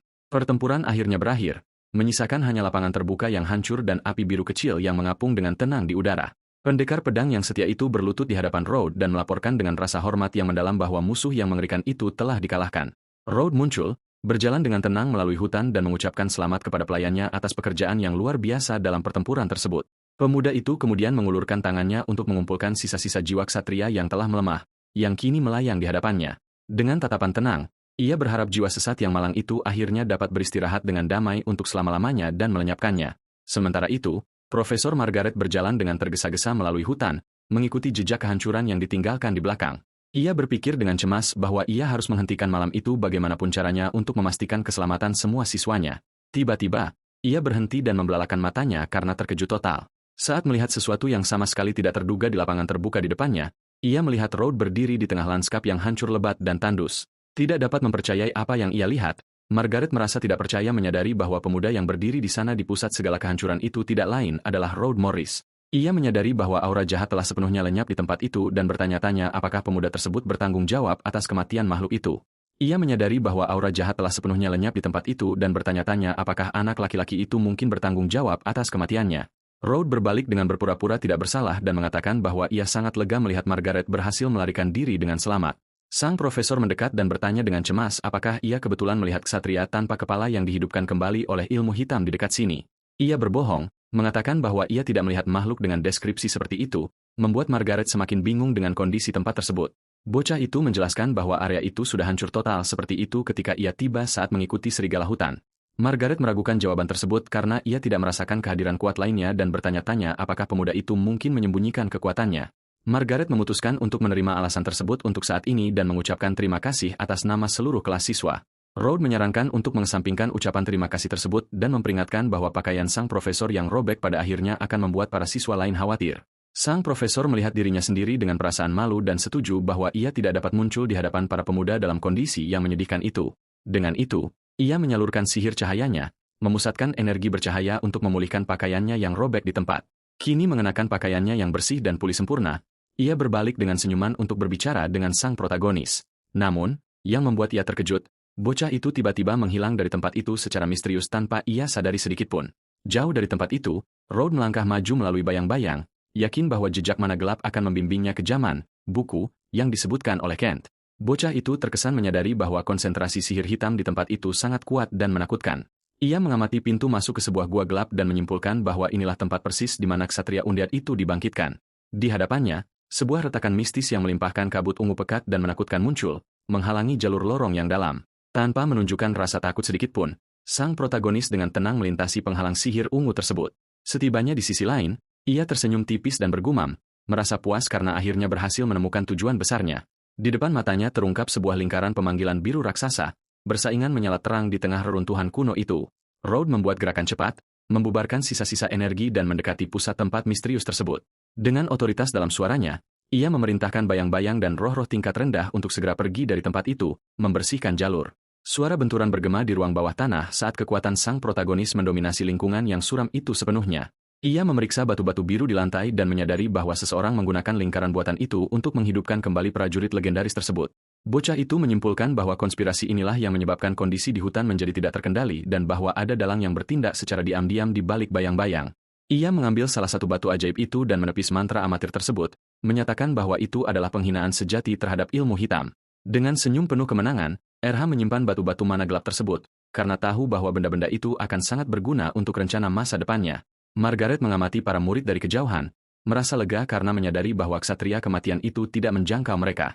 Ia mendekat dan bertanya apakah semua orang telah menyelesaikan tugas mereka, serta memperingatkan bahwa mereka akan kembali ke akademi begitu semua orang berkumpul. Clara dengan cemas memperingatkan bahwa Rhodes belum kembali, dan menceritakan bahwa badai mana yang mengerikan muncul tepat setelah anak laki-laki itu masuk ke dalam hutan. Sang profesor mencoba memastikan informasi tersebut dengan bertanya apakah pusaran itu benar-benar muncul setelah anak itu berlari ke dalam hutan. Margaret menyimpulkan bahwa Rhodes mengalahkan ksatria itu seorang diri dan tetap melamun, mencoba mengukur seberapa kuat anak laki-laki itu sebenarnya. Anderson mengejek sang protagonis, menyebutnya pengecut dan menduga ia melarikan diri karena ketakutan begitu merasakan tekanan energi yang menakutkan. Dengan serius, Profesor Margaret memotong komentar jahat tersebut, menyatakan bahwa Rhodes akan segera kembali dan mereka semua akan pergi bersama-sama. Anak laki-laki lain mengejeknya, meragukan bahwa ia akan kembali, dan berkomentar sambil tertawa bahwa sang protagonis pasti berakhir di perut serigala yang ganas. Anderson memanfaatkan kesempatan itu untuk bertanya kepada sang profesor tentang ledakan energi misterius dan perilaku aneh serigala-serigala hutan. Margaret menganggap remeh kejadian tersebut, menjelaskan bahwa itu hanyalah letusan energi biasa dan menjamin bahwa hutan kini sepenuhnya aman. Anderson membual dalam hati, berpikir Rhodes hanya beruntung sebelumnya dan bersumpah ia bisa melakukan hal yang sama dengan cara yang jauh lebih hebat. Sang protagonis muncul kembali dengan berjalan santai sementara Anderson mengejeknya dengan memanggilnya pembelot pengecut di depan semua orang. Clara berlari mendekat dengan cemas untuk menanyakan apakah ia baik-baik saja, dan Rhodes menjawab dengan tenang, meyakinkannya bahwa ia baik-baik saja. Anderson merasa sangat malu dan gugup saat menyadari bahwa provokasi kekanak-kanakannya sama sekali diabaikan oleh anak laki-laki itu. Margaret mengamati sang protagonis dari dekat dengan penuh rasa penasaran, masih mencoba memahami misteri di balik kekuatan sebutuhnya. Rhodes menyerahkan cakar serigala sebagai bukti bahwa tugasnya telah selesai dan menyarankan agar kelompok tersebut akhirnya kembali ke Akademi Sihir. Sang profesor menyadari bahwa seluruh mana gelap telah lenyap dari hutan dan sangat menduga bahwa anak laki-laki itulah yang menghancurkan sumber kejahatan di sana. Ia menggelengkan kepala, tersenyum sambil mengingat bahwa prioritas utamanya sebagai seorang instruktur hanyalah melindungi setiap anak didiknya di sana. Margaret secara resmi mengakhiri kelas praktikum hari itu dan memerintahkan seluruh murid untuk bersiap melakukan perjalanan pulang. Kereta-kereta kuda sekolah meluncur kembali menyusuri jalan menuju akademi yang megah dan menjulang di atas bukit hijau. Sementara itu, sesosok bayangan bertudung misterius berjalan tanpa suara di dalam reruntuhan bawah tanah dari sebuah tome kuno. Penyusup tersebut berhenti di tengah lingkaran pemanggilan besar yang telah hancur. Dengan penuh perhatian mengamati jejak-jejak yang ditinggalkan di lokasi tersebut, ia membungkuk untuk menyentuh lantai batu dan menyadari dengan penuh kemarahan bahwa formasi sihir khususnya telah hancur total. Pria bertudung itu menyimpulkan bahwa penyusup tersebut, selain menemukan markas, juga mengalahkan sang ksatria, dan bertanya-tanya apakah ada Grand Master Kekaisaran yang melakukan hal itu. Diliputi amarah, ia bersumpah dengan tatapan mengerikan bahwa ia akan melibas tanpa ampun siapapun yang mencoba mencampuri rencana masa depannya. Keesokan harinya, kegiatan kembali normal di dalam kampus utama Royal Magic Academy yang indah dan tenang. Rhodes berjalan sambil berpikir, merenungkan apa yang sebenarnya disaksikan oleh Margaret, dan memutuskan bahwa ia akan menggunakan kesempatan ini untuk bertanya tentang air mata kematian. Setibanya di lorong terbuka institusi tersebut, ia melihat kerumunan orang berkumpul di satu titik tertentu. Seorang murid laki-laki berambut pirang dengan seragam putih dan postur elegan berjalan dengan penuh wibawa, menarik perhatian semua orang di sekitarnya. Beberapa siswi terpesona oleh kehadirannya, berkomentar tentang ketampanannya dan betapa berbedanya dia dari para bangsawan biasa yang sembrono. Anderson mengamati pemandangan tersebut dengan rasa jengkel dan jijik yang mendalam, melampiaskan kecemburuannya karena status militer yang dipegang oleh keluarga anak laki-laki berambut pirang itu. Rhodes mendekat tanpa suara dari belakang dan dengan nada mengejek bertanya apakah ia benar-benar sangat membenci pria yang baru saja lewat itu. Anderson menjadi sangat marah, mengklaim bahwa dirinya lah yang seharusnya populer, dan menyatakan bahwa pemuda berambut pirang itu adalah saingan terbesarnya di sekolah. Sang protagonis merenung dalam hati, mengingat bahwa di masa lalunya ia biasa, iri pada anak laki-laki itu, tetapi menyadari bahwa sekarang hal itu sudah tidak penting lagi. Tiba-tiba, langkah kaki tegas menggema di lorong, menarik perhatian kelompok anak laki-laki yang tadinya mengobrol dengan santai. Pemuda berambut pirang itu berhenti di depan mereka dan meminta dengan sopan agar mereka memberi jalan supaya ia bisa lewat dengan leluasa. Anderson dengan arogan menolak memberi jalan dan menuntut agar sang rival berambut piranglah yang menyingkir, menciptakan ketegangan seketika. Keduanya saling menatap dengan sangat tegang dan provokatif dari jarak dekat, hampir memercikan api dari tatapan ketidakpuasan mereka. Murid-murid lain mengamati konfrontasi langsung itu dengan gugup, tahu betul bahwa kedua keluarga bangsawan yang terlibat sama-sama sangat berpengaruh. Profesor Margaret muncul sambil membawa bukunya dan menyarankan dengan nada sinis agar mereka menyelesaikan perbedaan di kelas praktik tempur fisik hari itu. K segera meminta maaf dengan sopan kepada sang profesor dan memutuskan untuk menyingkir dari tempat itu bersama teman-temannya untuk menghindari pertikaian. Anderson memprovokasinya sekali lagi, menyiapkan perhitungan untuk kelas praktik nanti, dan menggerutu menyebut sang rival sebagai pamer yang arogan saat semua orang membubarkan diri. Rhodes memanfaatkan kesempatan untuk mendekati sang profesor, berniat mengadakan percakapan pribadi di dalam kantor pribadinya. Margaret duduk di kursi kerjanya dan bertanya kepada sang protagonis apa yang ingin ia diskusikan hingga begitu penting. Anak laki-laki itu bertanya secara langsung apakah ia bisa mendapatkan izin resmi untuk tidak mengikuti kelas praktik tempur fisik sore ini. Dengan senyum penuh tipu muslihat, Margaret bertanya apakah ia ingin menghindari masalah atau sekadar mencoba menyembunyikan kekuatan aslinya dari teman-teman yang lain. Sang protagonis merasa malu dengan ketajaman persepsi sang instruktur dan tersenyum tipis, menyadari bahwa ia tidak akan bisa membohonginya dengan mudah. Ia berkomentar bahwa anak itu tentu memiliki motif tersembunyi kedua untuk menemuinya, dan Rhodes mengakui dengan jujur bahwa wanita itu benar sepenuhnya. Anak laki-laki itu kemudian langsung pada intinya dan bertanya apakah sang profesor pernah mendengar tentang barang mistis legendaris yang dikenal sebagai air mata kematian. Sang profesor membenarkan bahwa ia tahu artefak dari era milenium itu dan mengungkapkan bahwa benda tersebut disimpan di brankas akademi karena tidak seorang pun yang bisa memecahkan cara penggunaannya. Margaret menatapnya dengan terkejut dan bertanya dengan suara lantang apakah ia benar-benar ingin mendapatkan air mata kematian. Dengan kesungguhan dan tekad bulat, sang protagonis mengonfirmasi keinginannya, menjawab ya kepada wanita itu. Ia meminta maaf dengan ramah, mengungkapkan bahwa sayangnya ia tidak memiliki wewenang untuk mengeluarkan barang berharga tersebut dari brankas. Rhodes berpikir sejenak setelah mendengar jawaban itu, tetapi sang profesor segera menyarankan sebuah syarat khusus untuk membantunya mendapatkannya. Margaret berjanji akan mengenalkannya pada seorang mantan profesor yang berpengaruh, asalkan anak laki-laki itu mau berpartisipasi dalam kelas praktik dan menunjukkan kekuatan aslinya. Sang protagonis melepaskan senyum tipis sinis, terkejut dalam hati oleh kecerdasan dan kegigihan guru tersebut. Tanpa banyak pilihan untuk mendapatkan artefak itu, Rhodes akhirnya mengalah pada kesepakatan tersebut dan setuju untuk berpartisipasi dalam kelas praktik tempur. Nanti, di arena latihan yang luas, para murid akademi mulai berkumpul untuk memulai kegiatan praktikum. Eleanor, seorang gadis muda berambut perak yang cantik, meregangkan ototnya dengan anggun, menarik perhatian semua orang di lapangan. Para anak laki-laki berbisik kagum pada kecantikannya dan berkomentar samar-samar tentang keluarga misterius serta berpengaruh tempat ia berasal. Kerumunan menyadari ketika tuan muda K mulai berjalan ke arah gadis itu, memicu rumor di antara mereka semakin kencang. Ia mendekat dengan senyum ramah, menyambut sang gadis muda dan bertanya dengan sopan bagaimana kesehatan kakeknya. Eleanor berterima kasih atas kebaikan tersebut dengan penuh simpatik dan menjawab dengan ceria bahwa sang kakek akhir-akhir ini dalam kondisi yang sangat baik. Namun tiba-tiba ia melihat seseorang berjalan di bagian belakang gimnasium dan membelalakan matanya saat mengenali sang guru sejati. Tanpa berpikir dua kali, gadis itu mengabaikan K sepenuhnya dan berbalik dengan riang untuk pergi berbicara dengan Rhodes yang baru saja tiba. Begitu menyadari kedatangannya, Rhodes dengan cepat meletakkan jarinya di bibir, memberi isyarat rahasia agar gadis itu menjaga kerahasiaannya. Gadis muda itu segera menutup mulutnya, terkejut, dan mematuhi perintah diam gurunya untuk tidak mengungkap identitasnya di sana. K terkejut bukan kepalang dan memasang ekspresi muram saat menyadari bahwa dirinya disingkirkan begitu saja di depan semua orang. Ia menatap Rhodes dengan kemarahan dan kecemburuan yang mendalam, bertanya-tanya siapa anak laki-laki tidak penting itu hingga Eleanor lebih memilihnya daripada yang lain. Sebuah benturan keras tiba-tiba menggema di seluruh gimnasium latihan, menarik perhatian semua murid yang hadir. Anderson muncul dengan marah, berteriak kencang bahwa K akan membayar mahal atas semua penghinaan yang telah ia lalui pagi itu.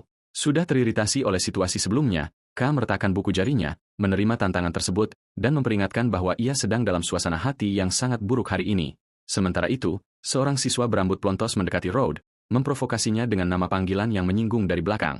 Siswa berbuli itu menatapnya dengan mengejek, mengingat bahwa anak laki-laki itu juga menghalangi jalan K, dan mengancamnya dengan mengatakan ia akan menghancurkannya berkeping-keping.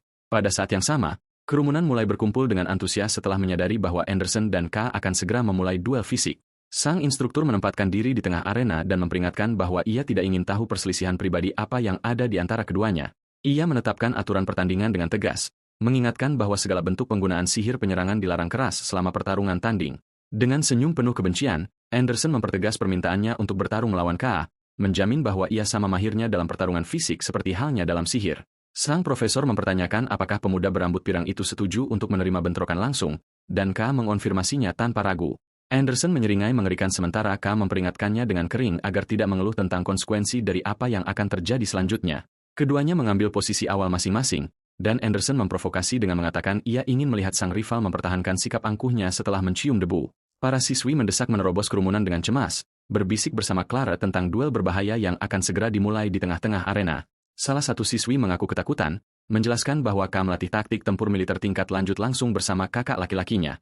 Anderson maju dengan penuh amarah, berteriak bahwa ia sudah lama menunggu kesempatan untuk merontokkan gigi lawannya yang arogan itu. Dengan fokus penuh dan dalam keheningan total, Kaya hanya menunggu pendekatan penuh kekerasan dari lawannya. Dengan kuda-kuda tempur yang sempurna, Anderson melancarkan pukulan cepat dan agresif dengan seluruh tenaganya. Namun, sang lawan berambut pirang itu menghindar dengan sangat mudah dan lihai, memanfaatkan celah dari serangan yang meleset. Kaya melakukan serangan balik secara bedah dan tanpa ampun, mendaratkan pukulan telak pada lawannya. Dampak kekerasan tersebut menghasilkan dentuman keras, melemparkan Anderson hingga menabrak lantai arena latihan dengan brutal. Penonton perempuan bersorak liar, merayakan kemenangan kilat tersebut dengan teriakan antusias tentang betapa kuat dan luar biasanya pemuda berambut pirang itu. Salah satu gadis memuji ketampanan Kaya dan latar belakang keluarganya yang kaya raya, menjulukinya sebagai pangeran tampan, sementara Clara hanya menonton dalam diam. Ka berdiri di hadapan lawannya yang tersungkur dan memperingatkan dengan dingin agar ia menyerah sekali dan untuk selamanya karena bukan tandingan keterampilannya. Ia menuntut permintaan maaf formal sebagai ganti untuk memaafkan semua keangkuhan dan provokasi yang dilakukan Anderson selama ini. Merasa terhina, Anderson meludah ke lantai dengan geram dan berteriak menolak menerima kekalahan sambil berusaha bangkit dengan segala cara. Dalam keputusasaan, ia menyerang dalam serangan nekat terakhir, meluncurkan pukulan serampangan dalam upaya menghantam sang rival dengan cara apapun. Ka menatapnya dengan rasa jijik total, menyatakan bahwa Anderson sendiri yang mencari akhir yang menyakitkan itu, dan bersiap membalas. Dengan pukulan telak ke wajah, ia memukul Anderson hingga pingsan untuk selamanya, membuatnya terempas tak sadarkan diri ke lantai arena dengan benturan keras. Seluruh penonton siswa terdiam seribu bahasa, membelalakan mata karena kaget melihat hasil akhir pertarungan yang brutal dan cepat itu.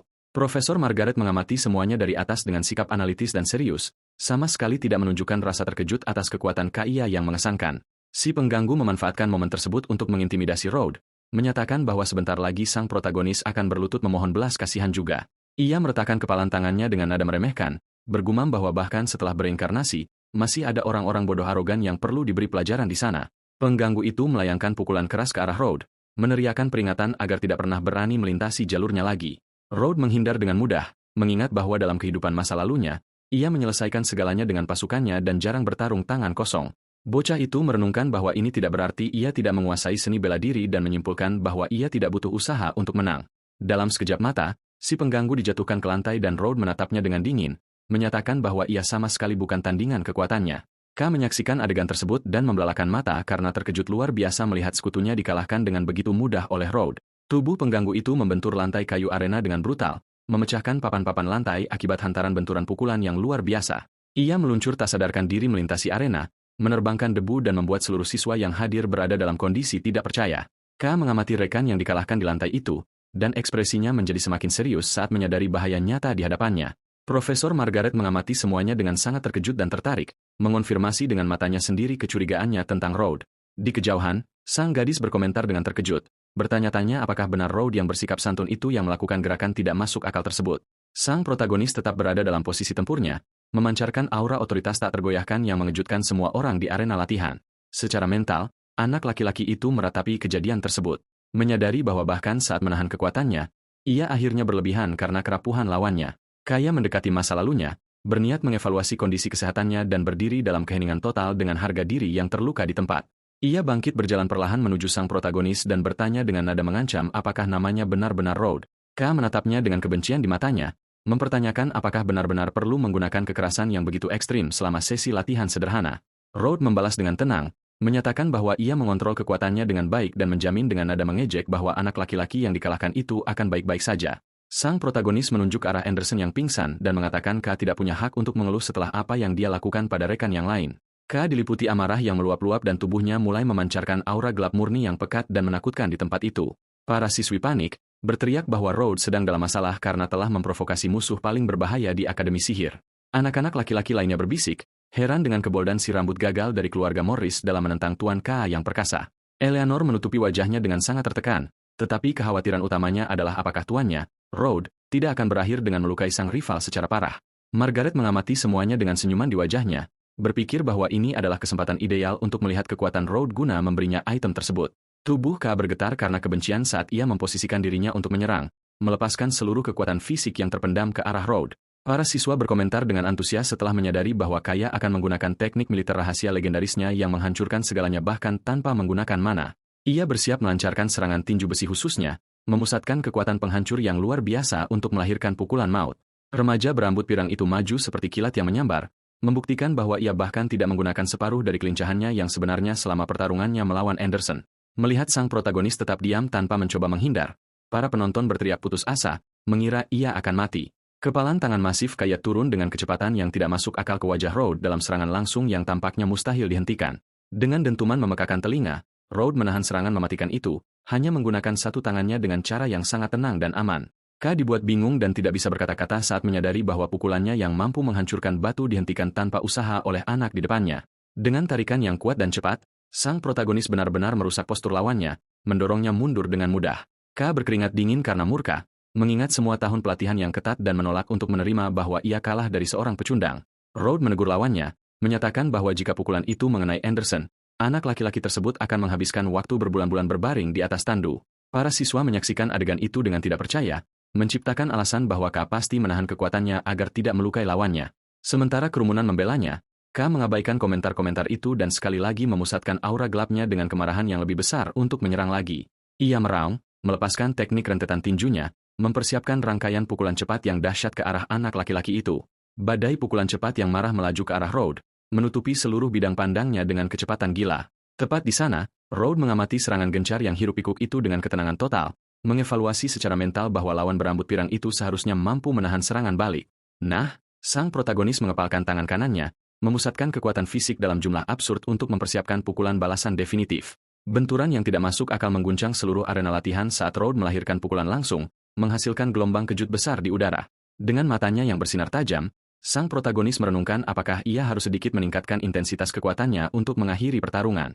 Penonton yang bersorak fanatik terus menjerit dan mendukung Kaya, cemas melihat lawan yang arogan itu dihancurkan sekali dan untuk selamanya di tempat itu.